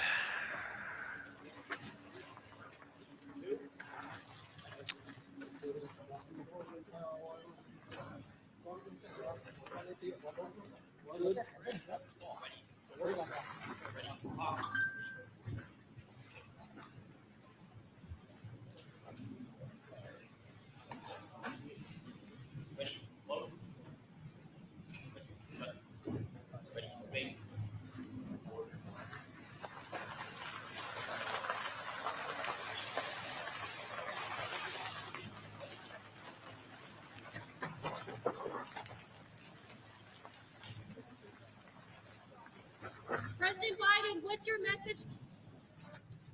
What's your message to China today? The message is, I don't know. I can't remember where I'm at. I don't remember.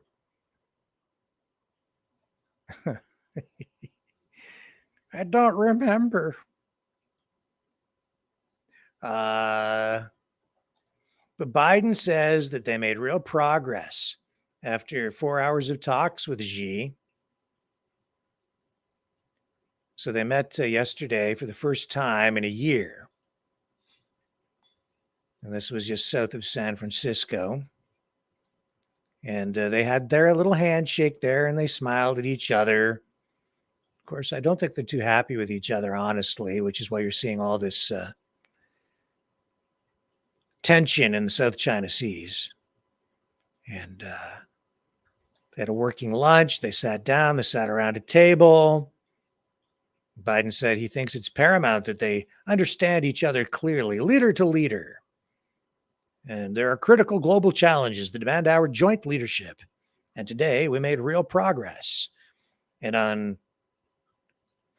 if you look at what China has been doing in the last couple of years, they've been positioning themselves on the world stage in a much more effective way than the U.S. On the public relations front, I think they're seen now more as a peace leader than the United States. I think they've been much more effective in putting that foot forward. They are expanding economically. I think that on the information warfare front, they're winning as well. But of course, every government's engaging in that. And I think they've been sitting back and they've been letting the United States really kind of expend its resources in these other conflicts in Ukraine, now between Israel, Palestine, and just by having military bases spread all over the world. And China, they seem to have a lot more common sense. They seem to be just kind of staying out of things, which is pretty wise. They play a longer game, don't they? I think they certainly do.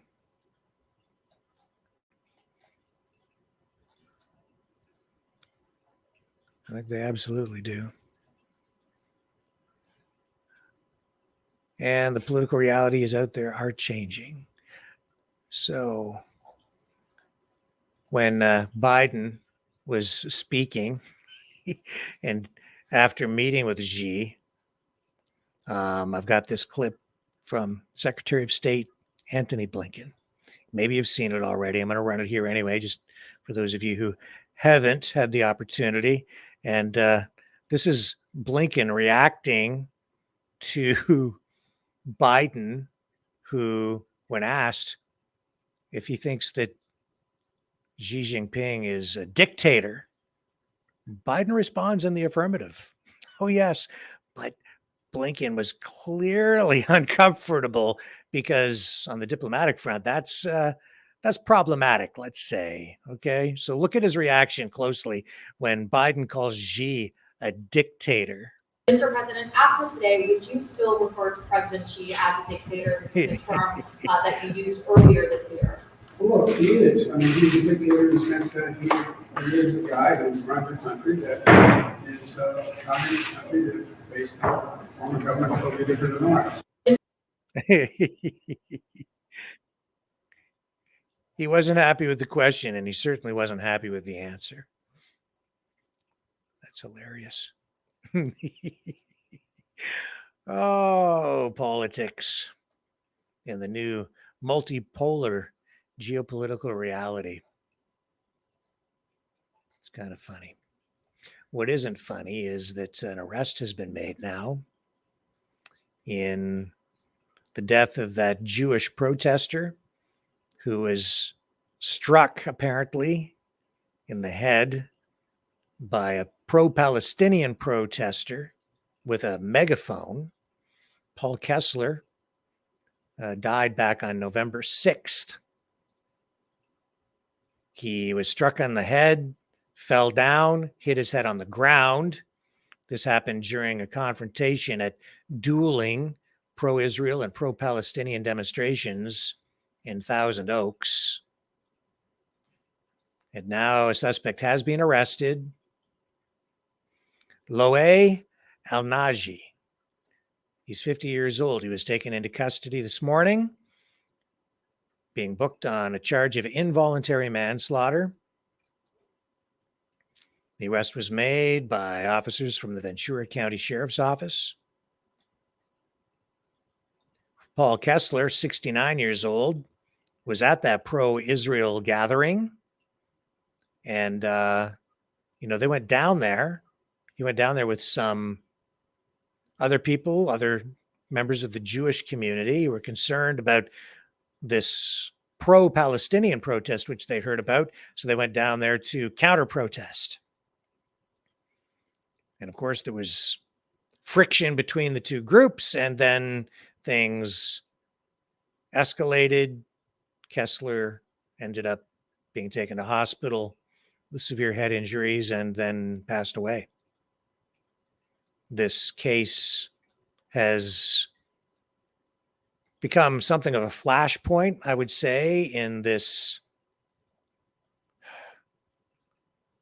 ongoing conflict that in this way is spilling over into the streets and our communities across North America, really around the world.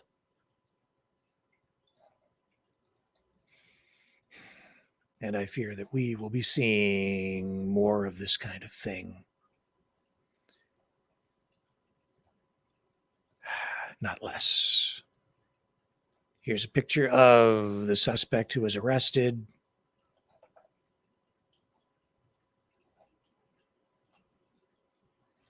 And there he is. That's the other person identified in this incident.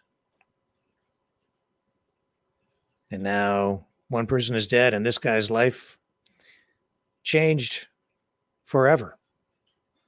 Nothing good came of that.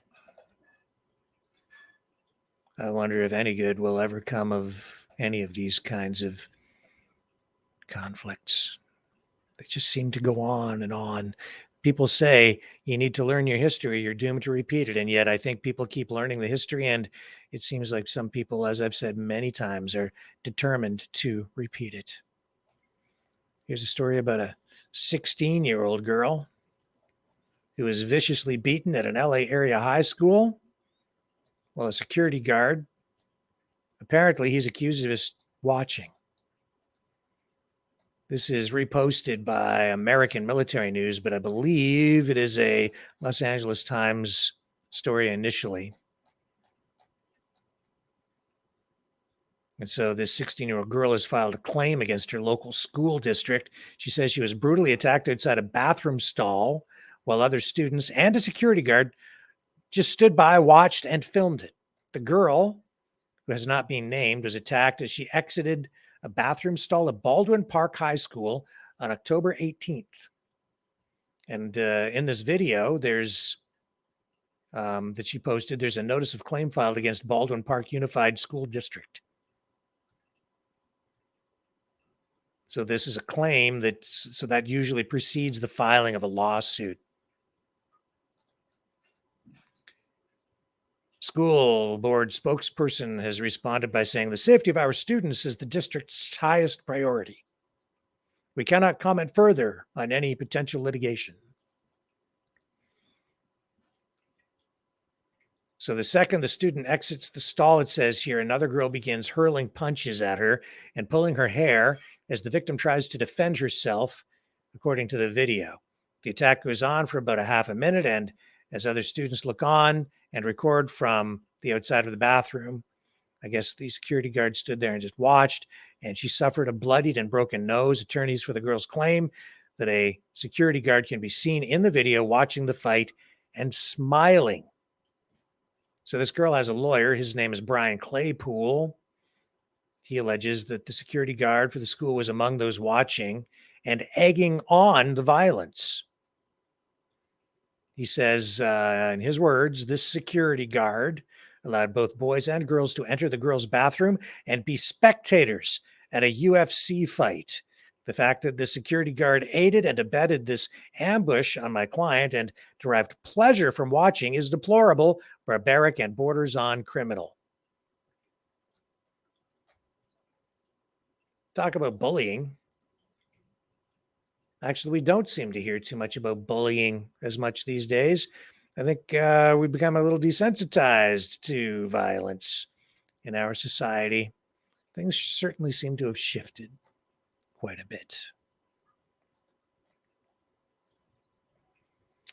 Quite a bit. In London, Ontario, my hometown, there was an incident.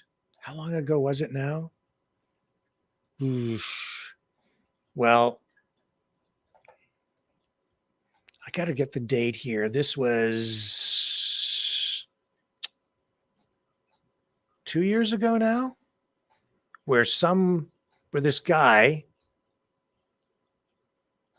Nathaniel Veltman, well, anyway, he's been found guilty on all charges for running over a Muslim family.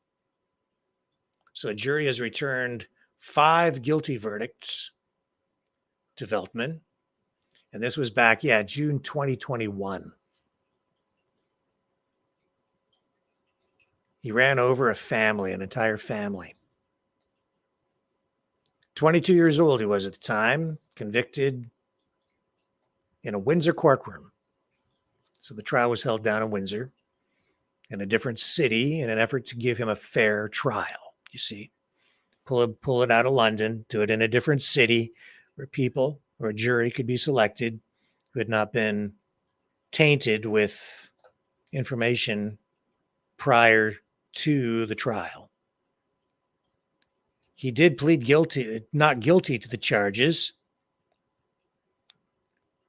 but today found guilty on all counts. So 46-year-old Salman Afzal, his 44-year-old wife, Medea Salman, their 15-year-old daughter, Yumna, and her 74-year-old grandmother, Talat Afzal, were killed in the attack. The couple's 9-year-old son was seriously injured, but he did survive.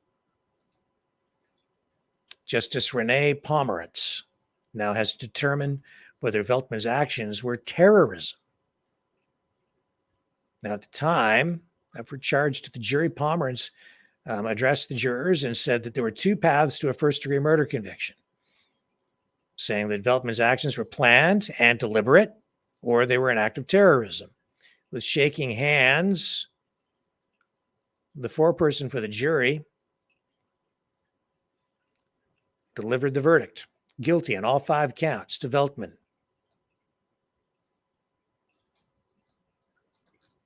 And that's the way this goes. Now, we have to find out what the sentence will be. A designation of terrorism might impact Veltman's parole eligibility when he applies for it in about approximately 25 years.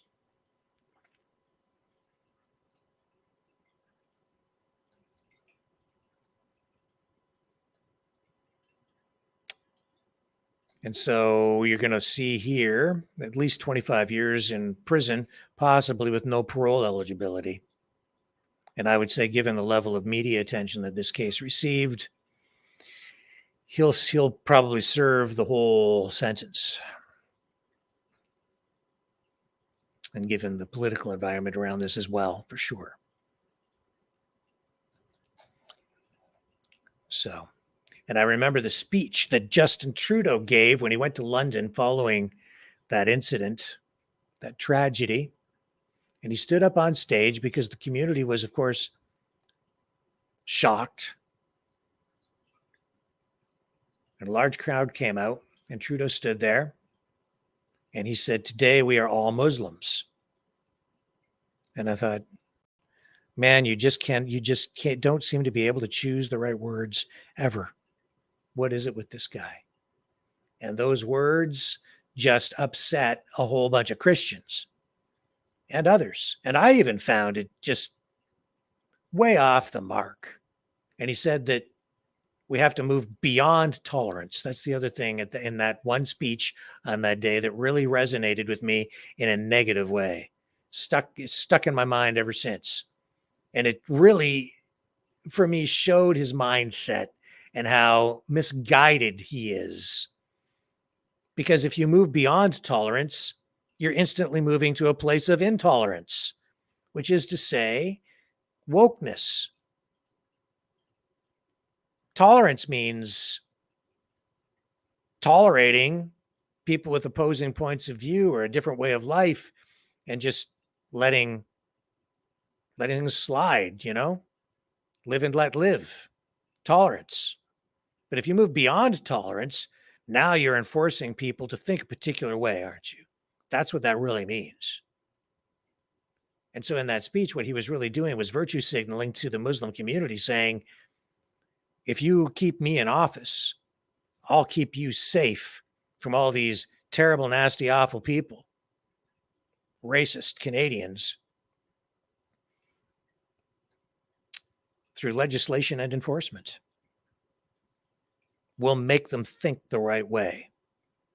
We'll force them to, or else.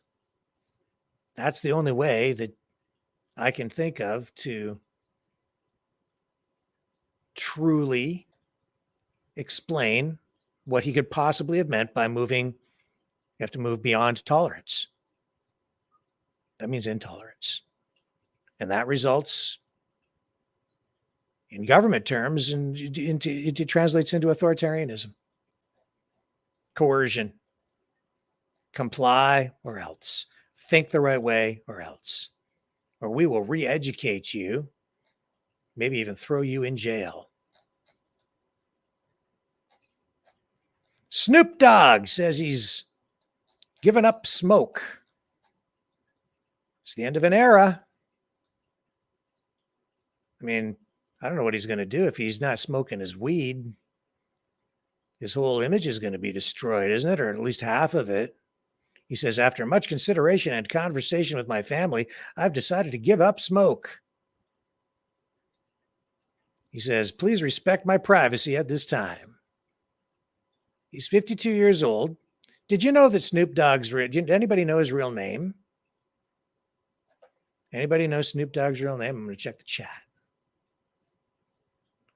Quiz time. Here's the $20,000 question, but I don't have $20,000 to pay out. So I'm just going to have to answer the question and do it because it's fun. Anybody know his real name? Snoop Dogg's real name. Anybody? Check in the chat. I'm checking the chat. Checking the chat. That doesn't matter. I'll tell you. What is Snoop Dogg's real name?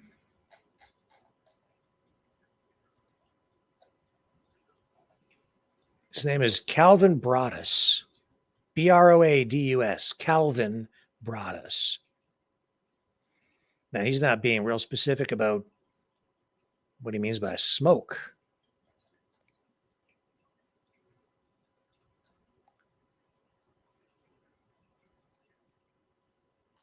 But yeah, I guess he says, I don't know why he's doing this. He's not really being specific about it. I don't know. After being like a promoter of weed all these years, it's kind of surprising. Let's take a look at his social media post, shall we? Let's see what's up with that.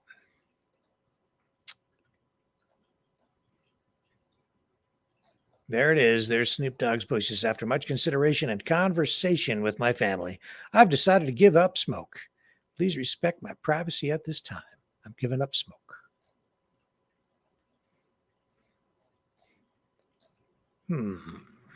That was 8 hours ago. So, yeah. I don't know. What's this?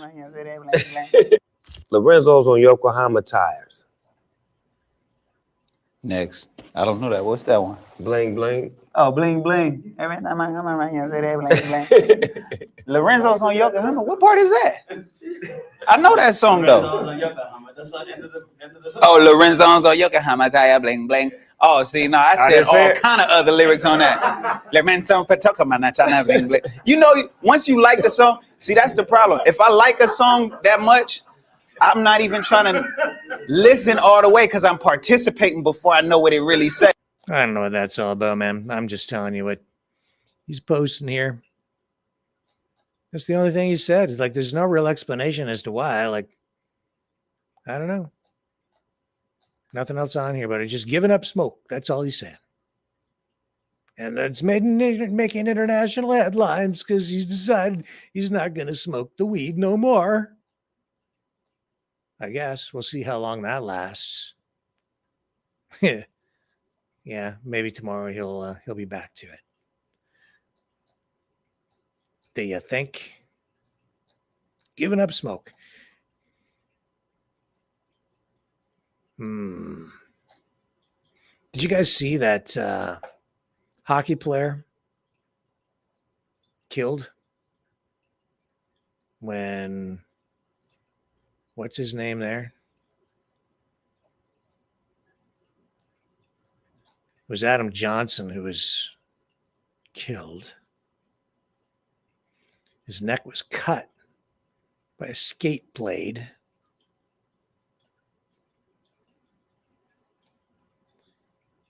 This is over in the United Kingdom. It's a pro league over there.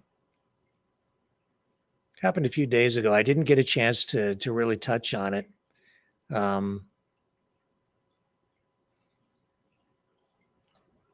Wow, it was a terrible sight, man, to see. I'm not going to run it. You can find it online. It's on Twitter, but I don't even want to show it to you because it's just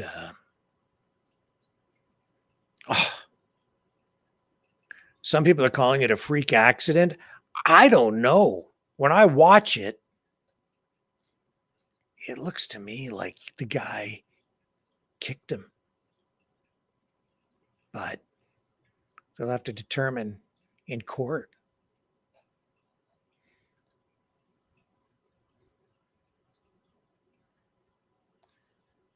What really happened? If there was any motive.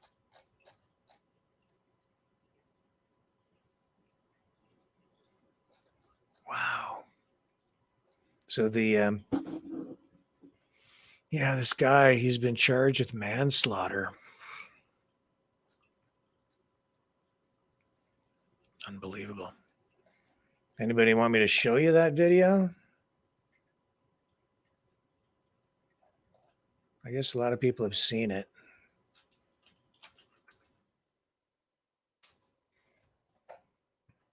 I guess maybe I could show it to you. If you don't want to see it, just close your eyes, I guess.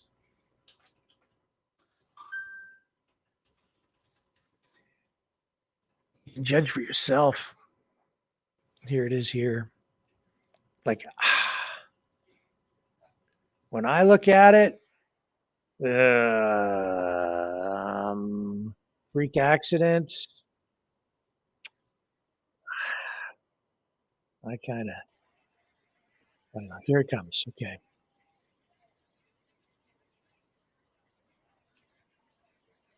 Oh my God.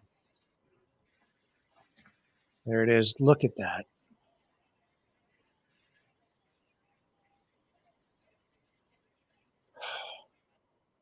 Terrible. Enough. I've got issues with it. I watched it in slow motion.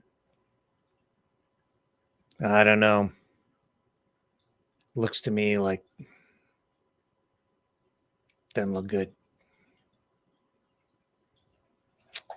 But we'll let some other people make the ultimate assessment on that one. I just horrified. Absolutely horrified. Well, folks, that gets us to 8:30. Let's take a quick break. We'll come back and we'll go to the phones for a short while tonight. So you can add your voice to the conversation here tonight on the Maverick News Channel. Don't go away.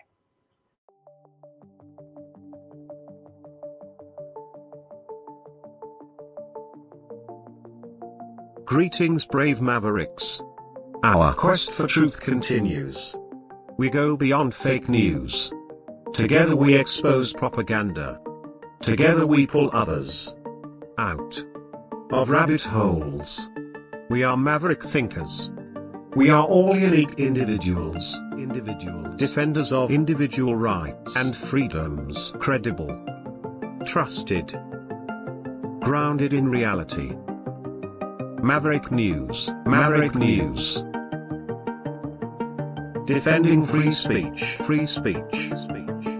Donate at freedomreporters.com. Do it now. Tomorrow may be too late. Maverick News. The world is watching.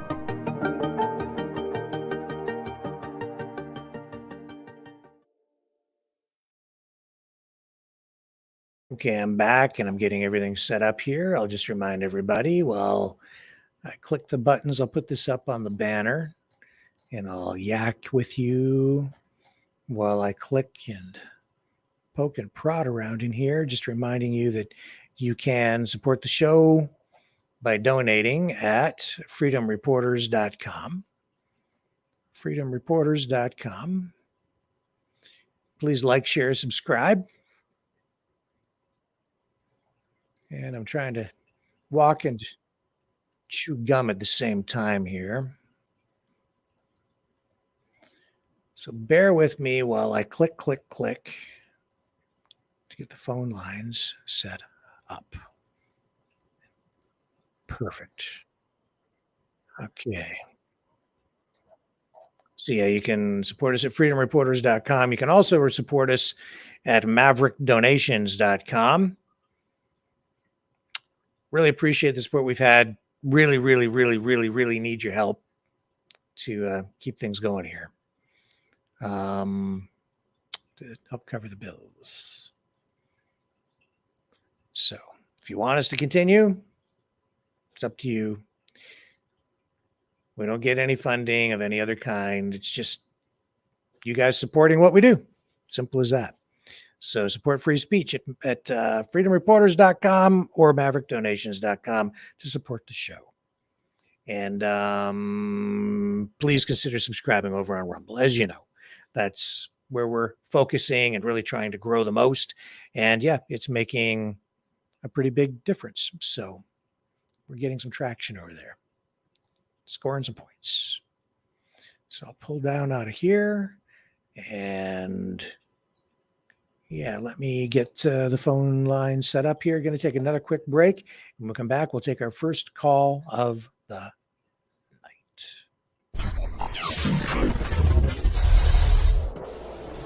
The sharing of biased and False news has become all too common on social media. More alarmingly, some media outlets publish these things simply aren't true without checking facts first. Unfortunately, some members of the media use their platforms to push their own personal bias and agenda to control exactly what people think. And this is extremely dangerous to our democracy. In an ocean of lies a century deep, the truth awaits. Choose not the red pill. Choose not the blue pill. For both are an illusion. Discover the power of M. The power of individuality. We are Mavericks. We are the way to the light. Fear not the storm. Join our quest for truth. Truth will set you free. Maverick News. The world is watching. Okay, the number to call to join the conversation is 1-833-975-3733. 1-833-975-3733. And let me just run the promo for that. And on the other side of this, we'll take our first call.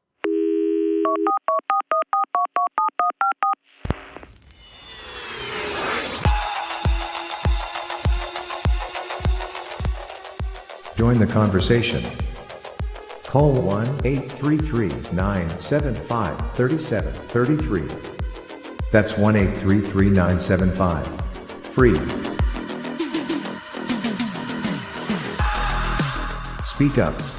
Speak out. Make your voice heard. Maverick News. Fighting for freedom by defending your right to free speech. Be a Maverick. Join us.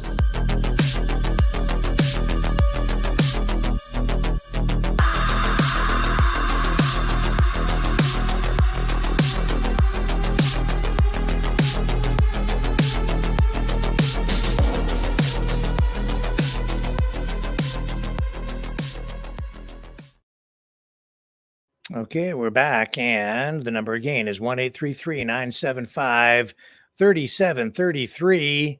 And our first caller of the night is the one, the only, the man without a plan. Hello, sir.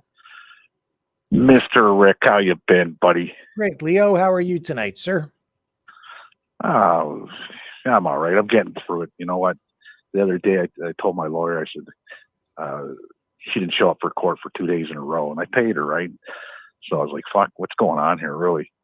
You know, she says, they're coming after everything, fucking your house. And I shared it on the air, but I had a fucking depressing last 3 fucking days of my life. Like, I hired the new lawyers and shit. And I told them, I said, you know what, it's to the point. I just want to jump off the fucking Ambassador Bridge. I'm not fucking depressed. I'm never depressed. Oh, don't do that. Yeah, don't worry. They're only thoughts, okay, not actions. That's how I feel, right? But I'm getting better today. What really is depressing is an article that I seen today about a Cree young man who drank the Kool-Aid, drank the Ukrainian Kool-Aid, and he went off to Ukraine to fight the battle against the Russians. Oh my God. Well, he's on his way back now in a body bag. And yeah, very sad story. So sorry to hear right? that. So they're running out of bodies. Yeah. Okay, on the front lines, and Israel's going to be no different. Yeah. You know what I make of the Bin Laden letter? Yeah, they're coming after Christians next. Okay, well, I do believe that. I do believe that. Believe me, I do. Yeah. Right, but what perfect timing, right? Look what's going on. Yeah. The timing is just impeccable. Yeah, there's no way that is just happening by accident or organically. That's part of a campaign. No doubt in my mind about it. Even just the tone, the nature of the videos that I'm seeing, the consistency in the messaging, it's marketing, man. Like it absolutely is. Recruitment. Yep. Recruitment propaganda at its finest. Yep. Yep. Okay, you're next on the list. Oh fuck, I better hurry up and get my combat boots on and my fatigues and head over to the fucking Middle East and play sandcastle. Yeah. Okay. Or worse, people are fighting. Or worse, to do stuff domestically too, right? Like that's what that is as well. That's why they want people to read this stuff. Well, you hit it on the nail last night. That show you had last night, as crazy as it was, okay, and it was a crazy show. If anybody missed last night's show on here, fucking look it up. It's worth the watch, okay. But there's a lot of people out there that are, I call them morbid-minded, okay. And they can't think for themselves, right? So they believe everything that they hear and that they see on TV. Okay. And it's still going on today. Okay. It's going on today even worse because now they're really making it fuck like it's for real. Yeah. Okay. So there's a lot of misinformation out there. And, you know, I laughed when I was watching this, who was the alien in the backyard. What was his name? Bat Boy. Bat Boy. Bat Boy. Oh my God. Right. And people watch this shit. Okay. This, you know, even though that was probably shot in the 80s. Okay. People watch this shit today. Okay. And they believe it. Right. And that's a scary thing, man. That's a very scary thing because, you know, you got fanatics out there and then you got people like this, that Nathaniel there, he's being tried in my city right now for the running over the 5 people. That's happening in my city as we speak. Right. Okay, that's where they moved the trial because there was too much media attention there and shit in London that they couldn't do it in London, so they moved it down the highway to my town. Yep. Right. But you're going to have people like that. You know, he was probably a great kid till he found out about the internet and some of these sites out there that people are watching. Right, and then. You become a victim, because you've seen it and you believed it, okay, and everything that they're saying is for real, and you act on it, right? So now he's going to end up spending a lot longer than 25 years in jail. Yeah, you know. Yeah, that 20, boy's 20. He's got no future now. Like his life is done. Right, and he's not going to qualify for the parole program, okay, after 25. I think. If I'm right, there's a couple people that did get over 25 years, but that was for killing police officers. Right. I think 35-year sentences they dashed out at people in Canada. Right. So 25 is what they're seeking. They're going to get that plus. Right. So he ended his life. And the moral to this story tonight is don't believe what you hear. Okay.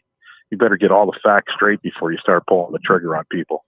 100%. Because a lot of it's fixed, right?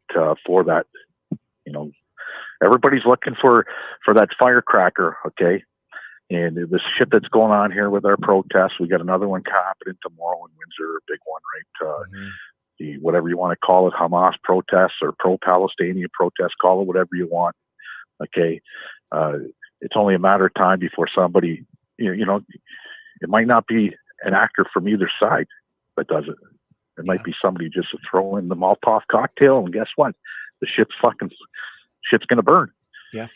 Yeah. Right? They're going to be blaming each other, and the guy sitting in the middle is going to be laughing, going, "See, look what I started." Mm-hmm. Right? That's what worries me. Yeah, but me it too. is what it is. And you sent me this It is what it is. video of which one? the Mel Lastman. Oh, shit. Nobody. No, you go like this. No money. That's right. Bad Boys, Toronto. Yeah. Let me what a show great people. Let me get the right thing up here. Where is it? So many clips up here tonight. So this was oh, I hate it when I can't find the clip. I'll find it here. I got it. Hang on. Not that one, Rick. Oh, because I'm going to the wrong thing. Sorry, guys. Here we go. Okay, so it's right there. So this is, what's the name of the store? Big Boy, right? In Toronto. And Mel Lastman was the mayor of Toronto for a while, right? And I guess his store has now gone bankrupt. Is that right? Yep. And so, and with that bankruptcy, they stiffed a lot of people along the way. Average Joes like this guy you're going to show in the video. Okay, so let's take a look at this.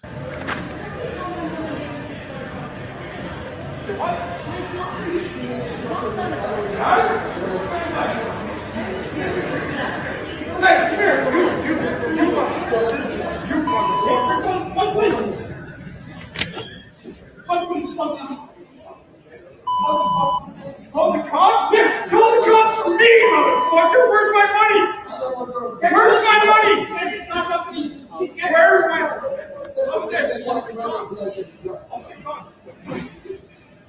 Where's my money? Come here, now. Oh no, I don't get to choose it. Fuck you. I get it from the credit card company? When? My daughter doesn't have a bed to you. And it's not your fault. His daughter doesn't have a bed. No wonder he's upset. Where's my shit? Well, that didn't go well. No, and you know what? I feel for this guy. Really, I do. We're in struggling times for a lot of people right now, okay? I'm one of them. I'll tell you right now. I went into work on Monday. My boss said there's no work. Stay home for the rest of the week. Then he said, come in, okay, this Monday. If there's no work at the end this week, Rick, I'm moving the fuck on.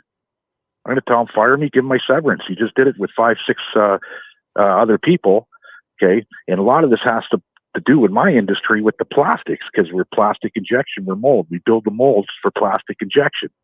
Yeah. Okay, and there's the EV battery and all that shit. Everything's on hold right now, man. I've never seen anything like this in my life. Why is it on hold? Okay, I don't understand. Aren't they pushing ahead with construction of battery plants and all that? Right. The construction on the bridge, the construction on the battery plant, all that shit's okay. That's all going. Okay, the money's all allocated for that. But these businesses like Ford, Chrysler, and GM, they could put a hold on jobs, right? Because they don't know where the industry is going. So right now, Windsor's in some deep shit, okay? And they want to ban plastics, okay? I'll tell you about plastics. It's a huge industry, okay? Plastic mold injection is bigger than the auto industry.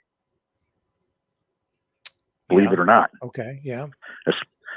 Especially in my parts, your parts too, okay? Wallaceburg, you got all the tool shops in Wallaceburg, London, Toronto, okay? And you got these factory workers that just press buttons all day long, and comes a plastic part or whatever it is, spoons, knives, forks, plates, whatever, okay, that are made from plastic.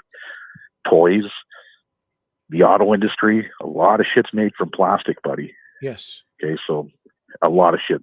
Let's see, for him to try and put the ban on plastics, okay, bad move. Yeah. He's made a lot of bad moves. So I feel what this guy's feeling here in this video. Me, I would have acted a little bit different. You paid for something, okay, and you got proof that you paid for it, but you don't have the product. I'd have walked in right on the showroom and grabbed whatever and fucking loaded up my truck. Here you go. And this is the exact price of what I'm taking. Fuck off. Yeah. Right. You know, and the sad thing is these companies like Big Boy and shit. Okay. And I checked into it. They were taking payments. Okay. The day of the bankruptcy. Oh. They're filing for bankruptcy. So they were taking people's money, which is fraud.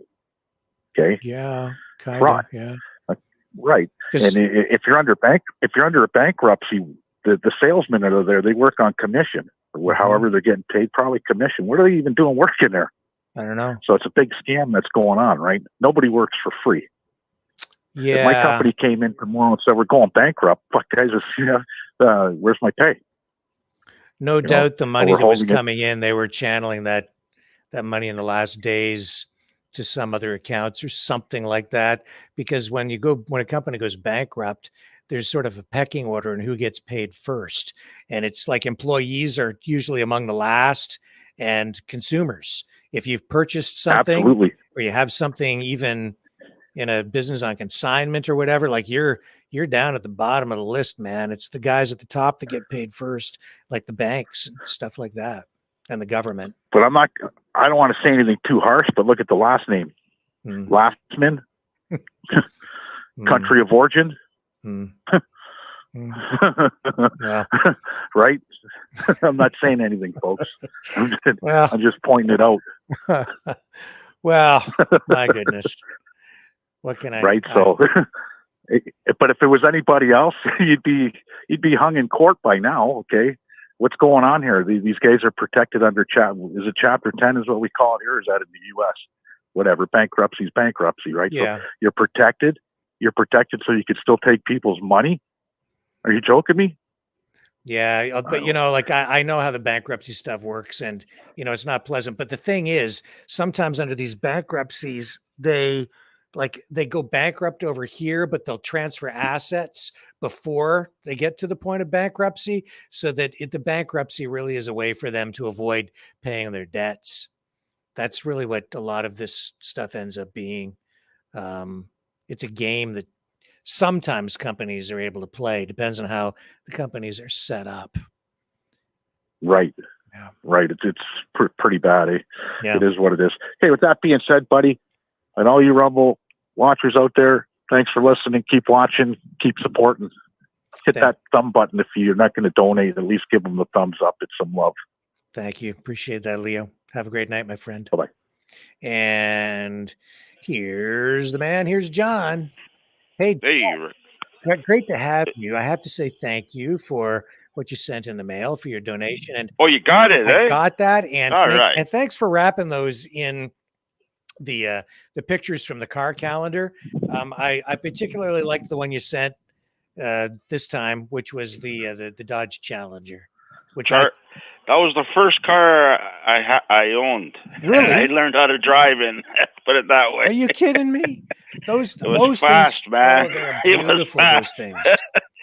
Yeah, they're beautiful. I think that the lines on those old Challengers, those things, man, they're like Mustangs, cool. Camaros, Firebirds, they're cool. But no, the Challengers, I always thought that that body style was just, for the pony cars, they were it for me. Love those things. Send you another one. Okay. I'm gonna. I think next week I gotta go see somebody. They always give me girl calendars, eh? Body work girls, with the tool calendars. Yeah. And they have a nice car calendar. I'll get you one. I'll send it to you.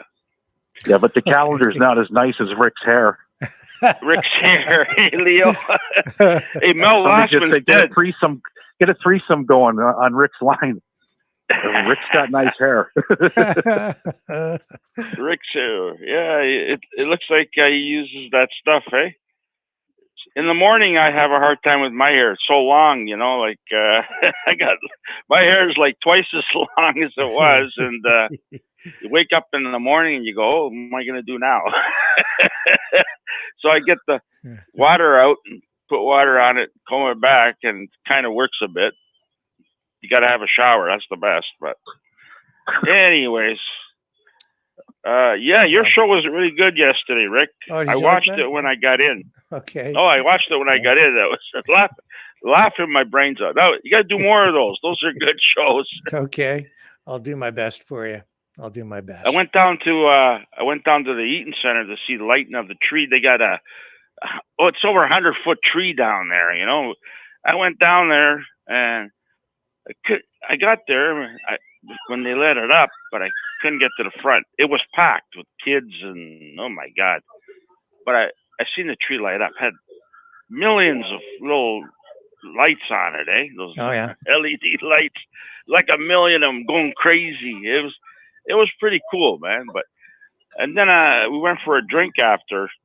There's a bar on Dundas there. It's at Yonge and Dundas, and I'm walking down. We're walking down there, and I'm going. This girl smoking crack in a glass pipe. I stopped and looked at her, and her eyes were all like lit up, eh? And she's hauling away on the thing. And then another guy smoking crack, and another guy laying on a sleeping bag on the side of the curb. Another guy shooting up a needle. I go, holy fuck! What's Toronto coming to, man? It's just I couldn't believe my eyes. Well, one more reason why Trudeau's got to go. And then you see two cops just outside their car there, just in front of the bar, just standing there. And I go, what are you two troublemakers up to tonight? And they just look at me and go, yeah. So today's the first day of spot checks, eh? Spot checks for what? I'm gonna. Don't you have spot checks up there? Oh, you mean like for drinking and driving? Like the ride program? Yeah. Oh, yeah, they do do have it. those there, eh? Yeah, each municipality does it different, I guess. But yeah, starts today.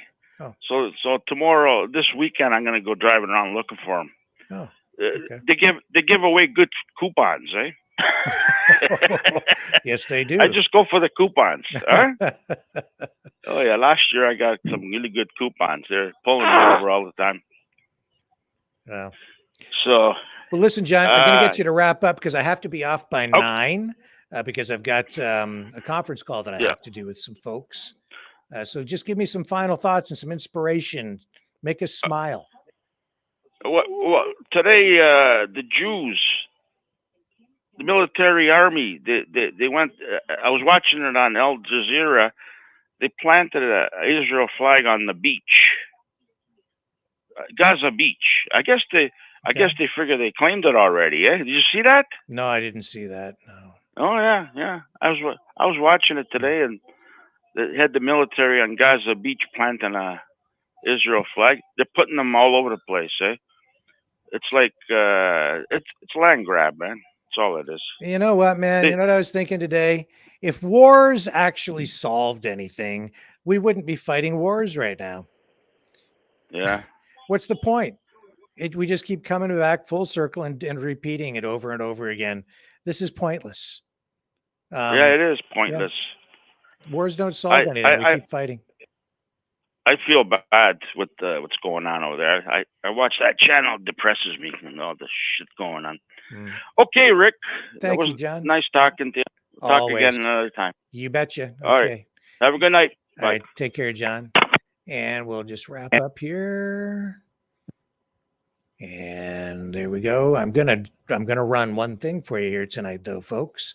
Talking about that Dodge Challenger, I've got a little video here to share with you of a sweet little 1971 Dodge Challenger owned by my friend Bob Sinek. I shot this a number of years ago, but I'll share it with you here tonight so you understand what it was I was talking about and why these things are so freaking awesome.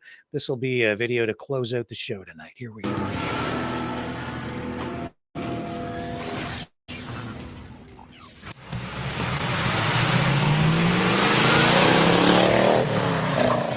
You are looking at a true muscle car.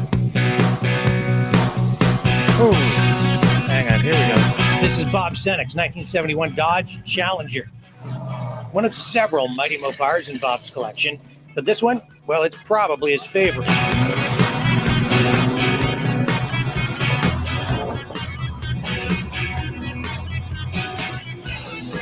How much power you got here? It dynoed up just a little bit better than 500 horse.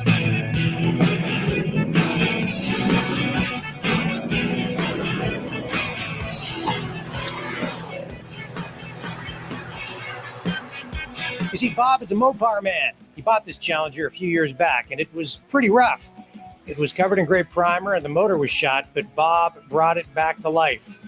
He cut out any bits of bad metal and welded in fresh new steel. He dropped in a 440 Magnum, tweaked it a bit.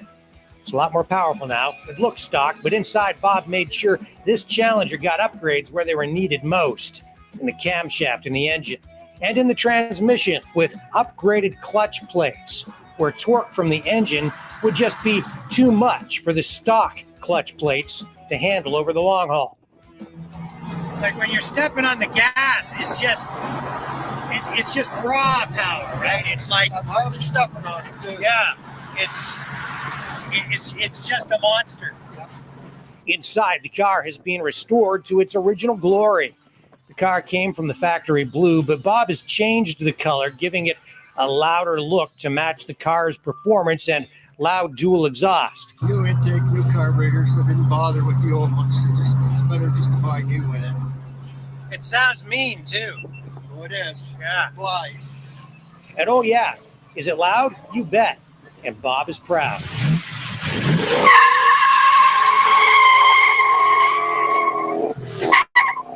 This is an original 4-speed car, making it even more desirable as a collectible. On auction blocks these days, these cars are bringing big bucks. But Bob has no plans to sell it. He says this one's a keeper. He just loves it too much to let it go. Bob Senex, 1971 Dodge Challenger, a true piece of American Mopar muscle. Rick Walker, SST Car Show News.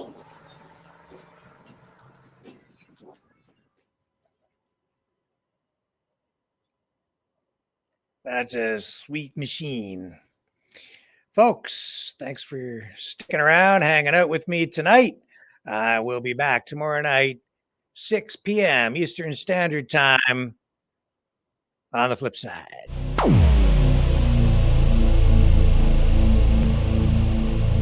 This has been a Maverick Multimedia Productions.